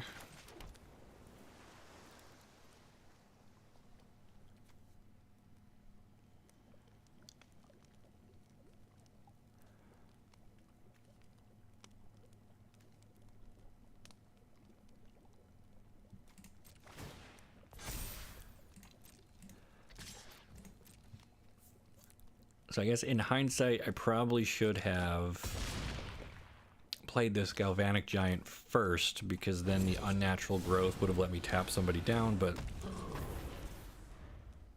like they're not really doing any attacking here. Anyway, Sleeper Agent, hi, just got here. Hi, how you doing? Welcome. We're doing a little blue and green draft deck here. Opponent says good game. All right, so you're not really supposed to concede in the early access events. They ask you to play it out if you can, just because people are here to see games and cards, and conceding, it's not like we're trying to rank up in a hurry or anything. We don't get to keep these accounts. But anyway, how do you feel about not seeing the Questing Beast? So that's one of the interesting mysteries, right? Is that nobody has seen the Questing Beast in years at this point. We don't know if they survived the Phyrexian invasion. We don't know if they have some plan that they're waiting for, why they didn't pick someone to take on the Great Quest after Lyndon and Kenrith fell. So I don't know. That's an interesting mystery. Personally, I think they just didn't want to try to come up with a new Questing Beast card, because the first one was quite a riot. So I don't know where they would go design-wise after starting with that. All right, so we've got Troyan, we've got Up the Beanstalk, we've got a duel, we've got a good mix of stuff here. I like it.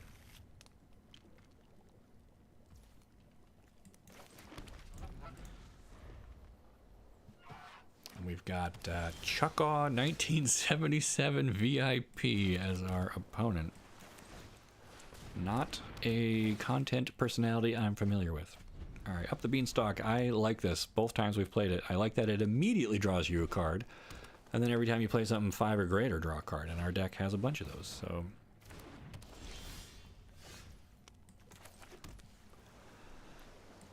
all right, 3 mana gets us to Troyan, my boy, another bald brother from Ravnica. All right, tap to add green and blue. Can only spend it To cast spells that cost 5 or greater, yeah. Pay a blue, draw a card, and discard. So he can do like merfolk looter stuff, but... Hey, they have their own Troyan.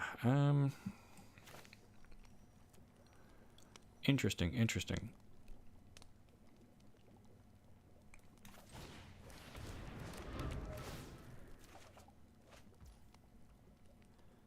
Huh. So this works with the X spell Prodigy, so we could make this into a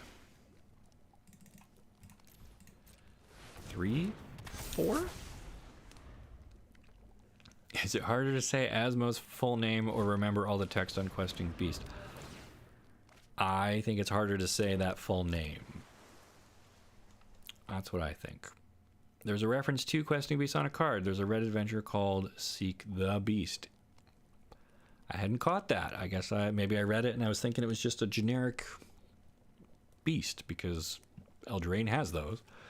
But okay, all right. So somebody is out looking for the Questing Beast, but they haven't found them. So. All right, opponent seems to be on a similar plan to us here, which I respect. Although they're doing Teamer. This must be like Teamer Adventures or something. All right, you may, so we don't even have to take the counter off this. I just assumed that they would just tick down, but we don't have to. So I'm gonna decline that for right now.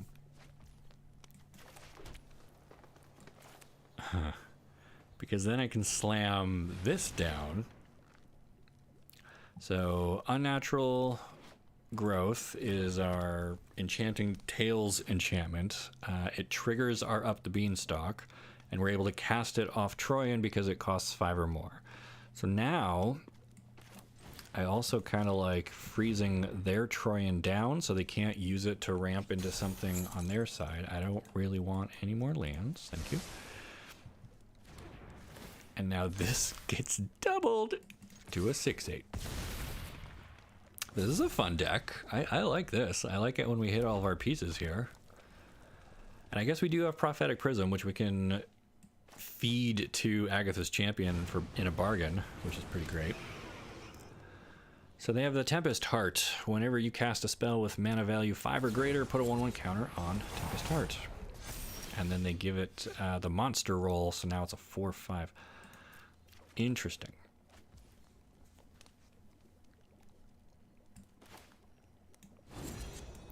So what happens if we curse it?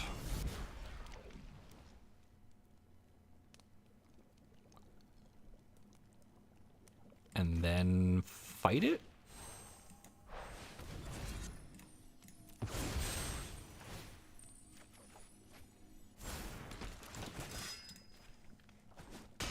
Really just want to keep opponent's board under control here. The fact that that thing was going to keep getting bigger as they kept casting expensive stuff, it was going to be hard to keep up with. So by using our 4/4 champion to kill it while it's shrunk,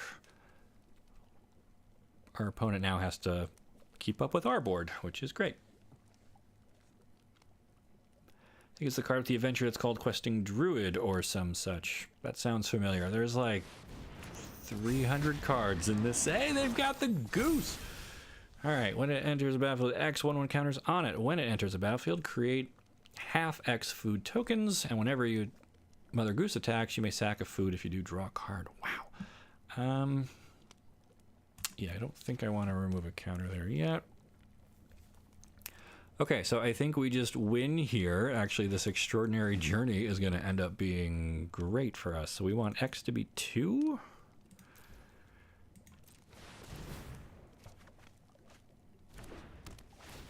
And now we get to exile 2 creatures. Wow. That was pretty cool. I like it. I feel bad our opponent's goose didn't really get to do much there, but I'm glad we picked up that extraordinary journey. I definitely underestimated this thing trying to read it during the draft, but when you realize how well it works with Troyan and how you just get their blockers out of the way and then kill them. That felt great. Let's do it again. I might have to build a deck like this in Standard or something now. Great game. Great game. I couldn't have done it without you all here cheering me on, for sure. Yeah, I cooked their goose.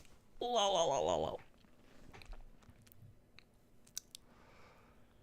love to see it.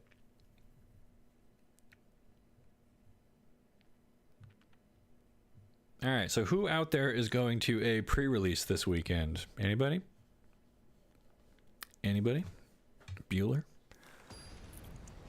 I'm gonna go. I haven't been to one in a while. I'm trying to remember the last one. I didn't do Lord of the Rings stuff. Didn't do Commander Masters. So it's been a minute. All right, we have Double Forest, which I would normally be worried about, but we've got Up the Beanstalk, which replaces itself, and we've got Prophetic Prism, which replaces itself, and they both cost 2. So I think we're okay. Obviously, I would like to find an island. Nope. All right, so we'll do Prism first. Okay. Going tomorrow. It is my first. Your first ever pre-release. That's awesome. That is great. Pre-release are so much fun. Try to make it to them whenever possible. I think we're going to drop Ristic on him and Flex here. I mean, this is better early on because now everything they play, they got to pay 1 extra for. That tax is brutal when you only have 3 lands. Pre-releases are super cool. Please come back and leave a comment later and let us know how it goes for you, because great opportunity to play with the new cards, meet people in a casual environment. You get prizes usually just for going most of the time. You don't even have to like win. It's cool. Pre-release, primo Magic experience.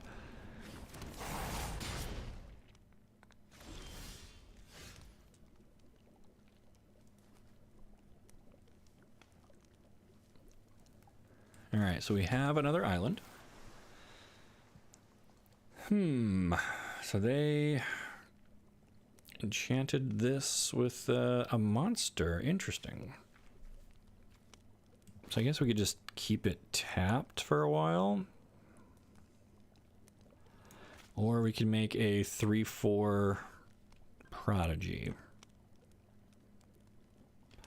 Or we go up the Beanstalk, try to draw something else.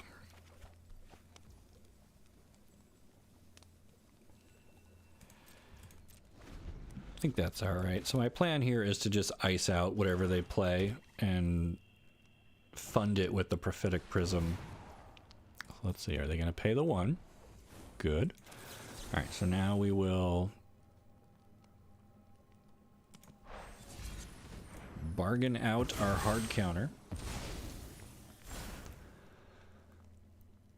That's okay. So now we take 2 damage, but we find yet another land. We're up to 5.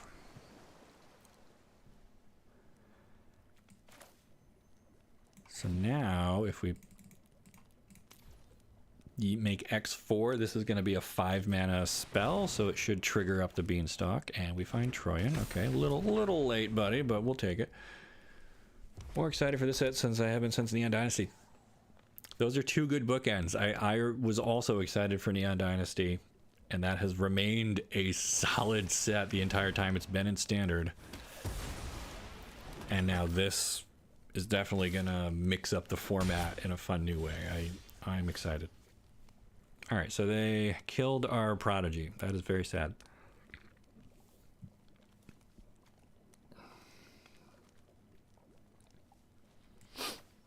So I think I'm gonna do Troyan, and I'm gonna try to protect him with these Water Wings.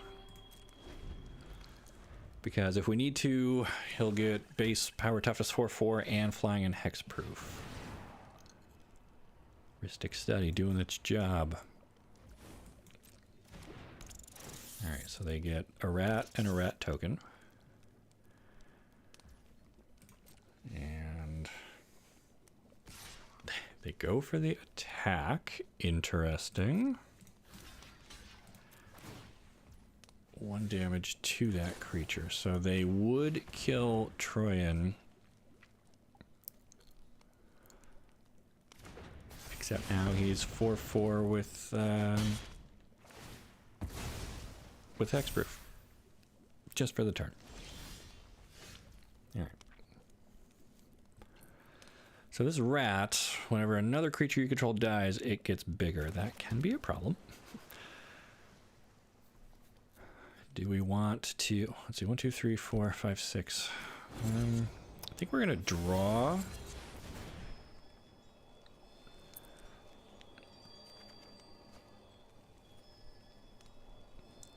So we're going to draw 4, then discard 2. I think we're all set on islands. And I don't think spider food is really helping us.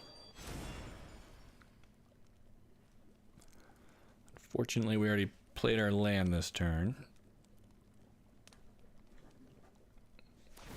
I envy you. You only get one first pre-release. That's true. That's true, but you get to build on that, right? You get to look forward to going back, and you get to like remember that and having those cards from the first time. And I don't know. I think there's something to say for having a regular LGS experience. That's like a huge part of Magic too. But you're right. First time is also a big deal. Okay, opponent with the Merry Bards popping off. They got a young hero going here now. We're taking 5. We're down to 7.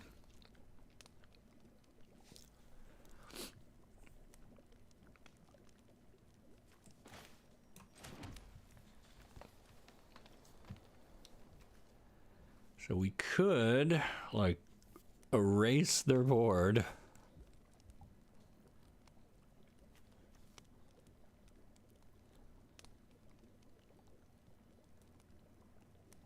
Man, I guess that's the play, right? And we need 4? Can we afford that? No. Because that would be 10 mana. We have 4, 5, 6, 7. We have 9 mana. So I guess we do this for 3?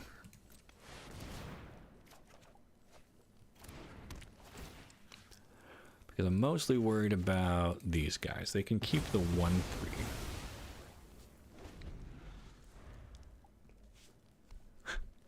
In my first pre-release, I got to open Nicol Bolas, the Dragon God. Oh man, and the Elder Spell. Flavor win. Love it. That's what it's all about. All right, opponent drops Spectre of Mortality, and they exiled 2 creatures out of their graveyard, which doesn't get rid of anything. Interesting.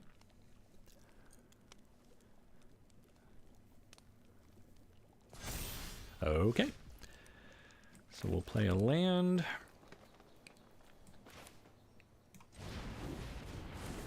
Bring out a giant.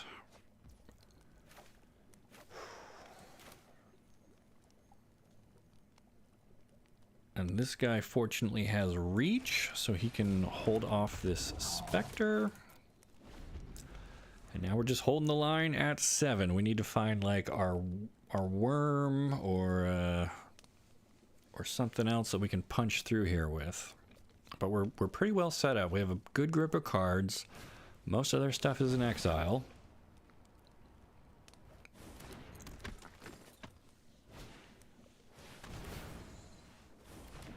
And they're tapping out to keep us off of extra cards, but we still get an extra draw from the Extraordinary Journey. Man, this is such a cool lineup here, right? Rhystic Study, Beanstalk, and Journey all together.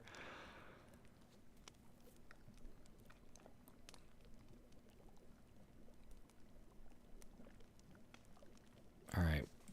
So I kind of like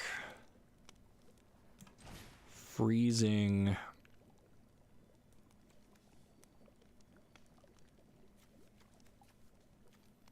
Maybe this guy to scry. There's our champion. I want both of these cards. Perfect. Okay. And we didn't play a land yet.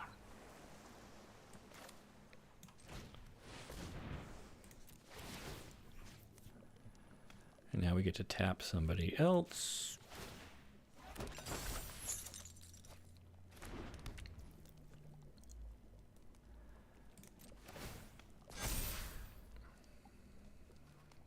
And I don't think it's quite safe to attack yet here. Well, maybe. I don't. It's tough to say. Especially looking forward to some cool Enchanting Tales cards. They are so exciting to open if you can get like a set booster, because then you get one.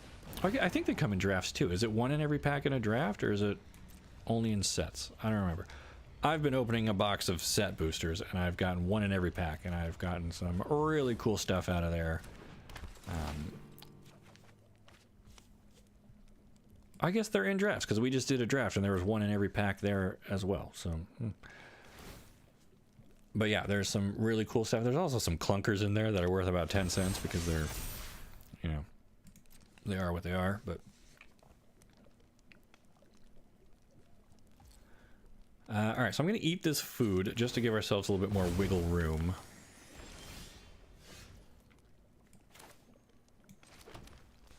And then I'm going to return from the wilds. I don't really need to find any more lands, but we can make a pair of tokens out of this.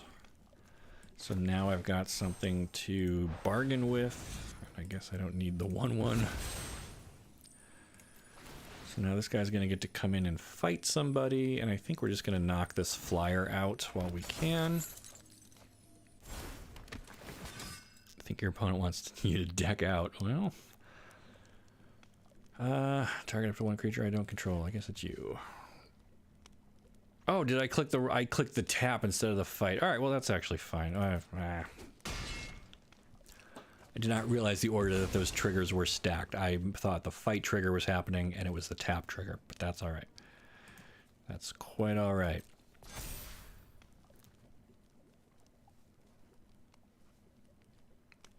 I guess at this point we might as well just throw down another jump blocker, and then everybody gets bigger. And I'll send in a 6/6 and see how they like that. They can't block with their rat. They could block with their 1/3. Or take 6. How many cards in the library now? Yeah, it's kind of hiding behind my face. I've got... Oh, I only have 7 cards left in my library. Oh my god. Maybe they are going to deck me out. Oh, geez. All right, well, we don't have to draw off Rhystic every time. But we've got a Trampler now that's going to get double power and toughness, so this should be ending pretty quickly. I can also, like, curse that guy.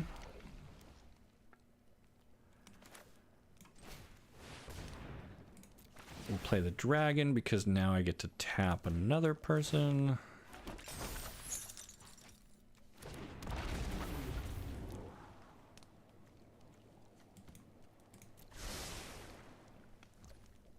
I can adventure this just because I get to play another land.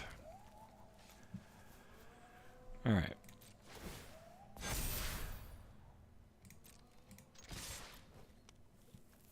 So they only have one blocker. So if they block the 6, they're taking 10, 14, 15, they're taking 16. They're going to go to 1. Oh my god. Oh my god. Oh my god.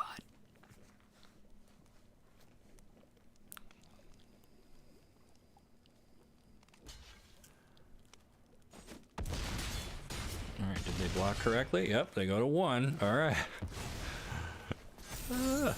But we're at 10, right? There's no way that they can kill us before we get to them.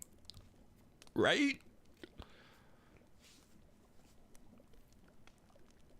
Oh my gosh. Yeah, we can decline drawing off Rhystic. We got 4 cards left in the library.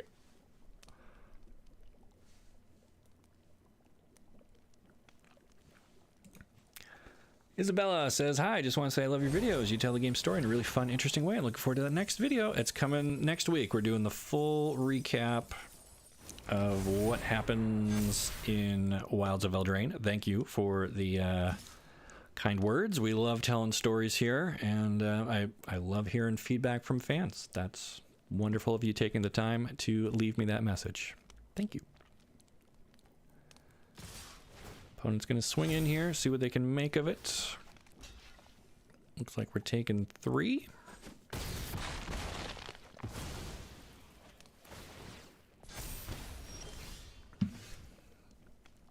Okay, I think we just don't need to get fancy here. We can just slam it. Good game. Queen of cardboard. Okay, so to be clear, tomorrow I'm doing pre-release at my local game store. You'll see some social media ambassador posts for that. And then on Saturday, I've got a video already queued up to go live. So, but that one's already done. So you'll see a video on Saturday. I'll tell you what it is. It's a history of knights. So I went back and looked at the way knights have been represented in Magic since Alpha with Black Knight and White Knight and all the way up through Wilds of Eldraine. That's a really cool little video exploring their whole history. I like how that one turned out. So you'll see that one come out first, technically. And then next week will be what happens in Wilds of Eldraine. So, hello, Ninja Monkey. Hello. Thanks for being here. Currently undefeated with our blue-green Troyan deck. We've got card draw. We've got Rhystic Study. We've got Up the Beanstalk. We almost decked ourselves. Thank you for calling attention to that, because I don't ever think to look at that. I've never drawn so many cards in a limited game that it's been a problem, but I guess it can happen. All right, Cream Flash VIP. Another person I do not know. 4 lands, a counter spell, and an expensive Agatha's Champion. You know, I'm going to keep it. I'm still feeling pretty good here. We go first.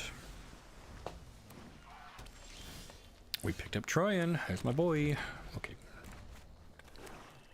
And against green black. How did they get these lands already? Oh no, those are... Okay, I thought they were like the full art Eldraine lands. They're not. They have a Witch Stalker.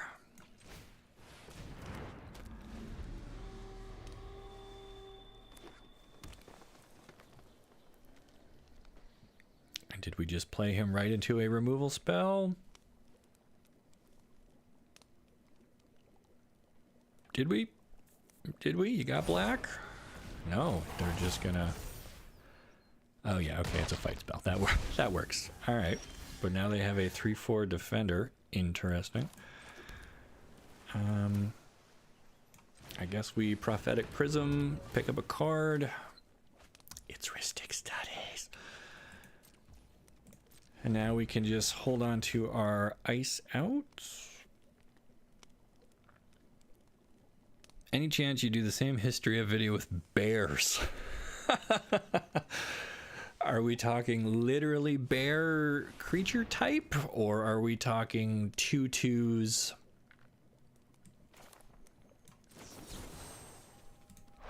2/2s for 2. What is a bear? You want stuff for your Ayula deck, or do we want...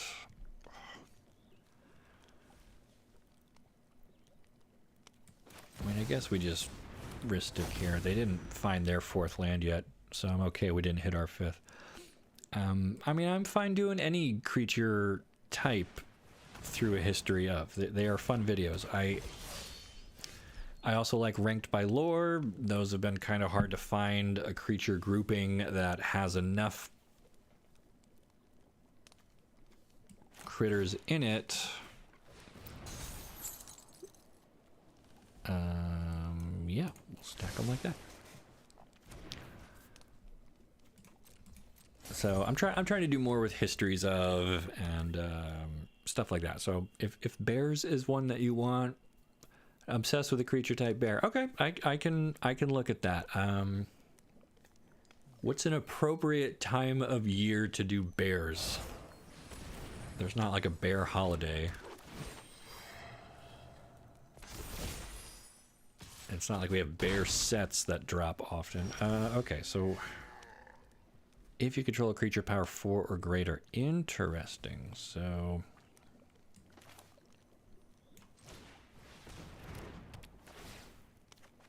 we get our land. It comes in tapped. Ugh. Alright, perhaps we made a foolhardy keep. We kept a bunch of lands and not much to do, and they have a pretty aggressive, low-to-the-ground green and black deck. Springtime, when bears wake up from hibernation. That's it. That's it. We'll do something next spring. I'll put it on the calendar, and we'll do a little... Harvest season makes the most sense. There should be a bear holiday. Yeah, there should be. Springtime. I could also see like a smoky bear summer... You know, only you can prevent forest fires kind of a thing, but maybe that's in poor taste. I don't know. Okay, springtime, yeah. Celebrate the end of hibernation with a history of bears. Okay. I will pencil that one in for like April or May of next year or something, and we'll go from there. All right. Opponent now, with a very large board of stuff.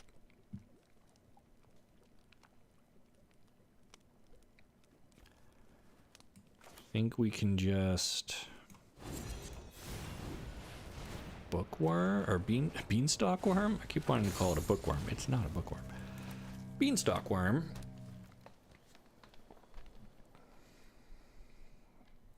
But this guy might not be enough. Do you play D&D? This is gross. I think we eat that and take 6. Unless we get punished here. There it is. Okay, we're dead. I've played D&D like back in high school.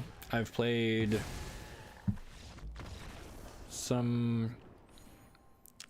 what's the word? Like role-playing, like I didn't play Baldur's Gate 3, but I've played some of the D&D like games. But no, I play Gloomhaven with my wife and daughter. We have a campaign going that, which is a role-playing game with characters and such. But I've not actually played D&D. I did get the D&D like starter kit and Dungeon Master Guide and Player's Guide all for Christmas last year with the intent of graduating from Gloomhaven up to D&D. Mostly inspired by the Adventures in the Forgotten Realms Magic set because I didn't know a whole lot about it, and then I kind of got to play with the cards and understand more about what that was like. And yeah, so I don't have like a D&D play group. I don't have a character that I regularly use. I don't have a ton of experience with D&D, but I've started flipping through the manuals and trying to understand how the game works. And occasionally I watch like a Critical Role or somebody on YouTube and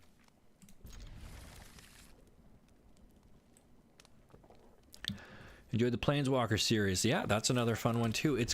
So again, that's in an awkward spot right now because a lot of our Planeswalkers are desparked or missing after the Phyrexian invasion, like Jace and Vraska. We don't know if they're dead or what. So I don't know. I don't know how much emphasis to put on Planeswalkers right now. It seems like Omen Paths and, you know, regular legends are where the story is. So I don't know if I go back and do like, okay, who was Tamio? Like, is that a video people are gonna watch? Like, she's dead. You know, she's been gone for like almost a year already. So like, what would be the point? I don't know. Loading ready, Ron James. I have played him in real life, and I beat him in real life. I don't know if he remembers. He probably has played and forgotten lots of people, but also blue-green, good taste. Same lands even. All right.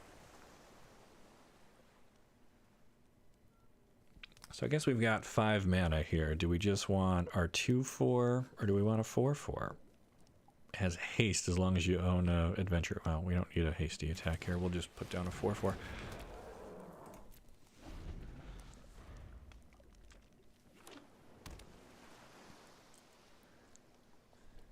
Salvatore, favorite author. He writes in the Forbidden Realms. You read any of his books? That's a good point. Okay. I hadn't really thought about reading D&D books. To me, it's always been like a game that you play and you kind of do your own thing, but I have been looking for some new books, so perhaps... Hey, we're looking in a mirror here. What is this? You know what? We're gonna tap this down.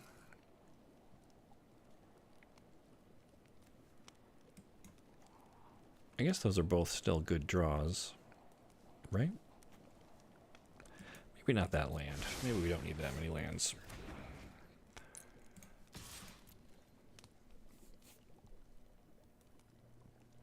All right, do you want to trade 2 for 1 on Galefang, James? Are you going to do Tarkir history before the new collection? The cons look super interesting. Good question. Okay, so that's what we were trying to remember earlier. What's the next remastered thing? And it is Tarkir. Now that you say that, that reminds me. I could go back and do history of Tarkir. I haven't done anything with that on this channel ever. The original Tarkir was when I was still working at TCG Player, so I've never done a story recap for Tarkir. So that might be worth exploring. Yeah, I would say I'm open to it. I'm hesitant in how many views or how much attention it will really get, but we'll try it.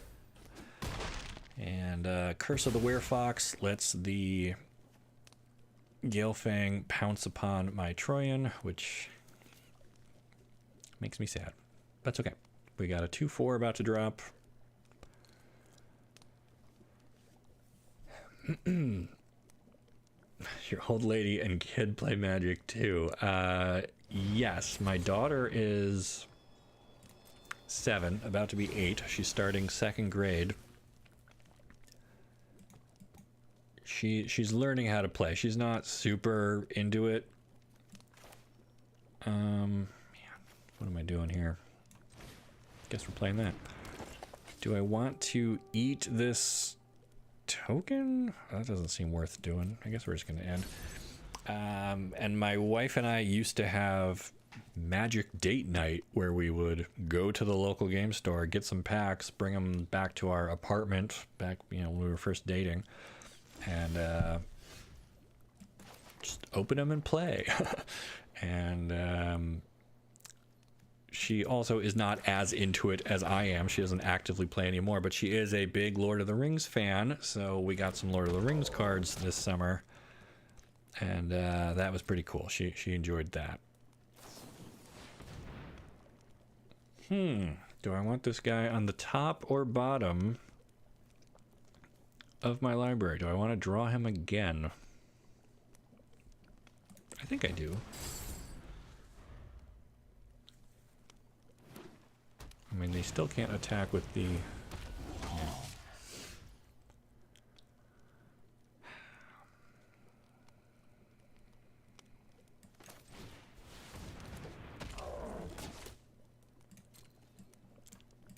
no attack. So I think what we're going to do here is we're going to endure 11 and then send both of these on a journey. Or maybe I even give up this. So I only take 5. But yeah, my wife and kid love games. It's just Magic in particular is not super their thing, but it's probably because the kid's a little too young, and wife, for as much as she likes it, we just don't make time to sit and play together anymore like we used to, but probably should. All right, so we'll get these both out of here.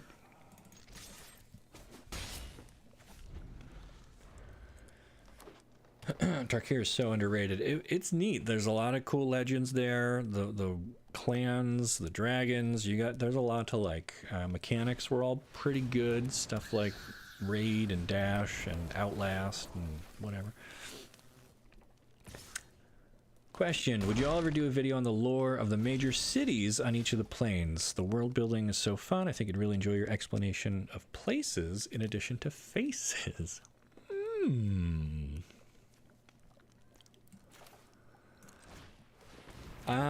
Yeah, I'm open to all of that, any of that. The trick is not every, well, I don't know, how many planes really have cities of note? I mean, Ravnica is just one big city with many different districts.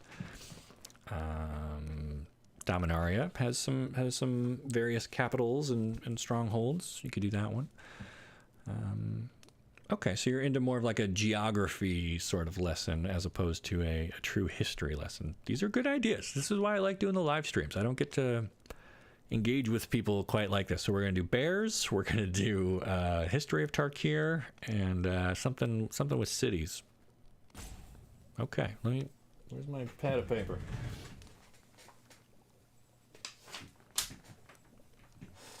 Got my little sticky note here, so we'll start writing these down. So bears, beats, Battlestar Galactica, cities,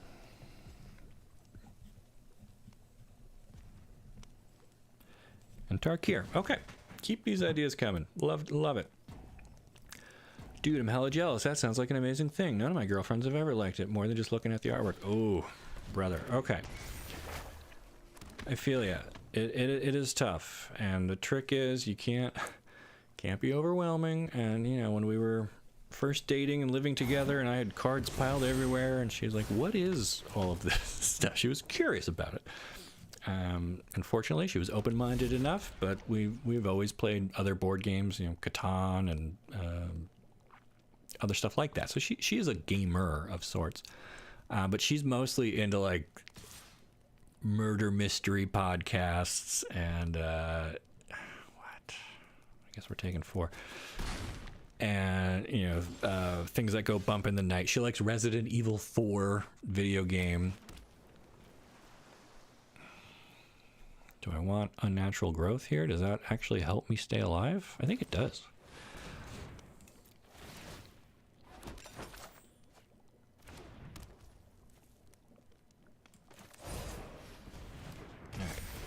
We will curse you. No attacks.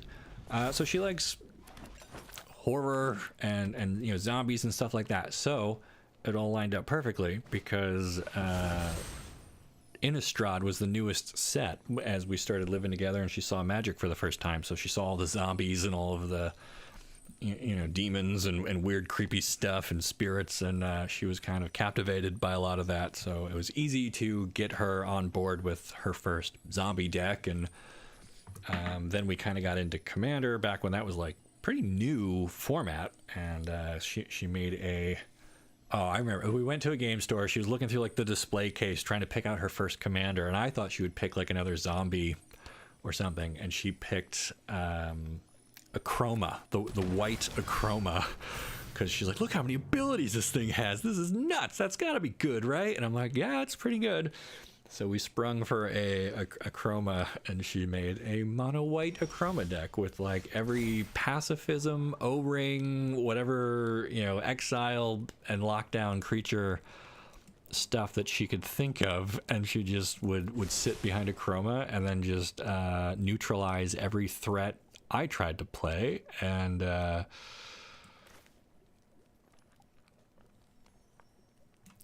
yeah, that was it. Those are our first times playing Magic. So this is gonna, I don't know, do I just want to blow this up? I guess I do, right? And then my guys grow, but they're still not attacking yet. Okay.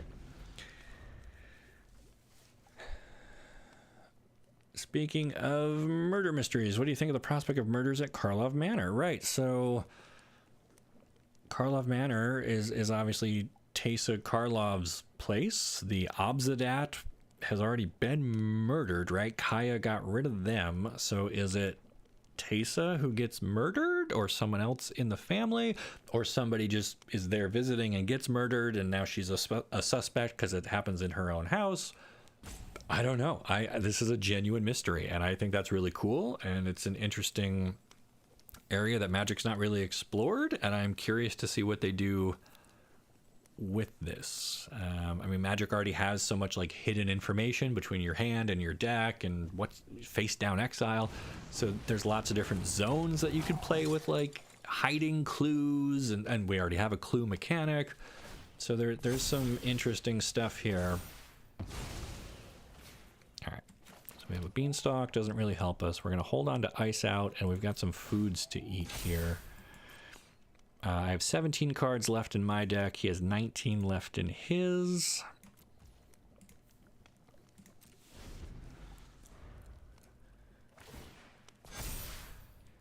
Long time LLR fan, funny watching the stream, seeing James come up. Yeah, well, he exists. He's in the event. He's doing it. So a 6/5. Do I trade it off with my 6/6? Or do I just swallow a bunch of food here? Yeah, I think I just want to tank this one.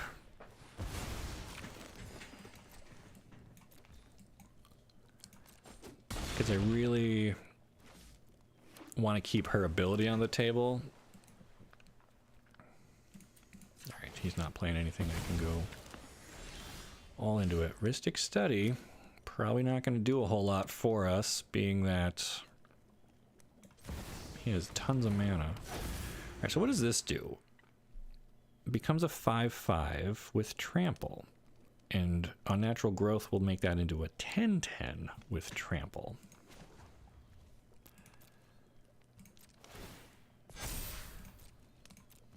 So I think we wait. If he tries to attack with the 6/5 again,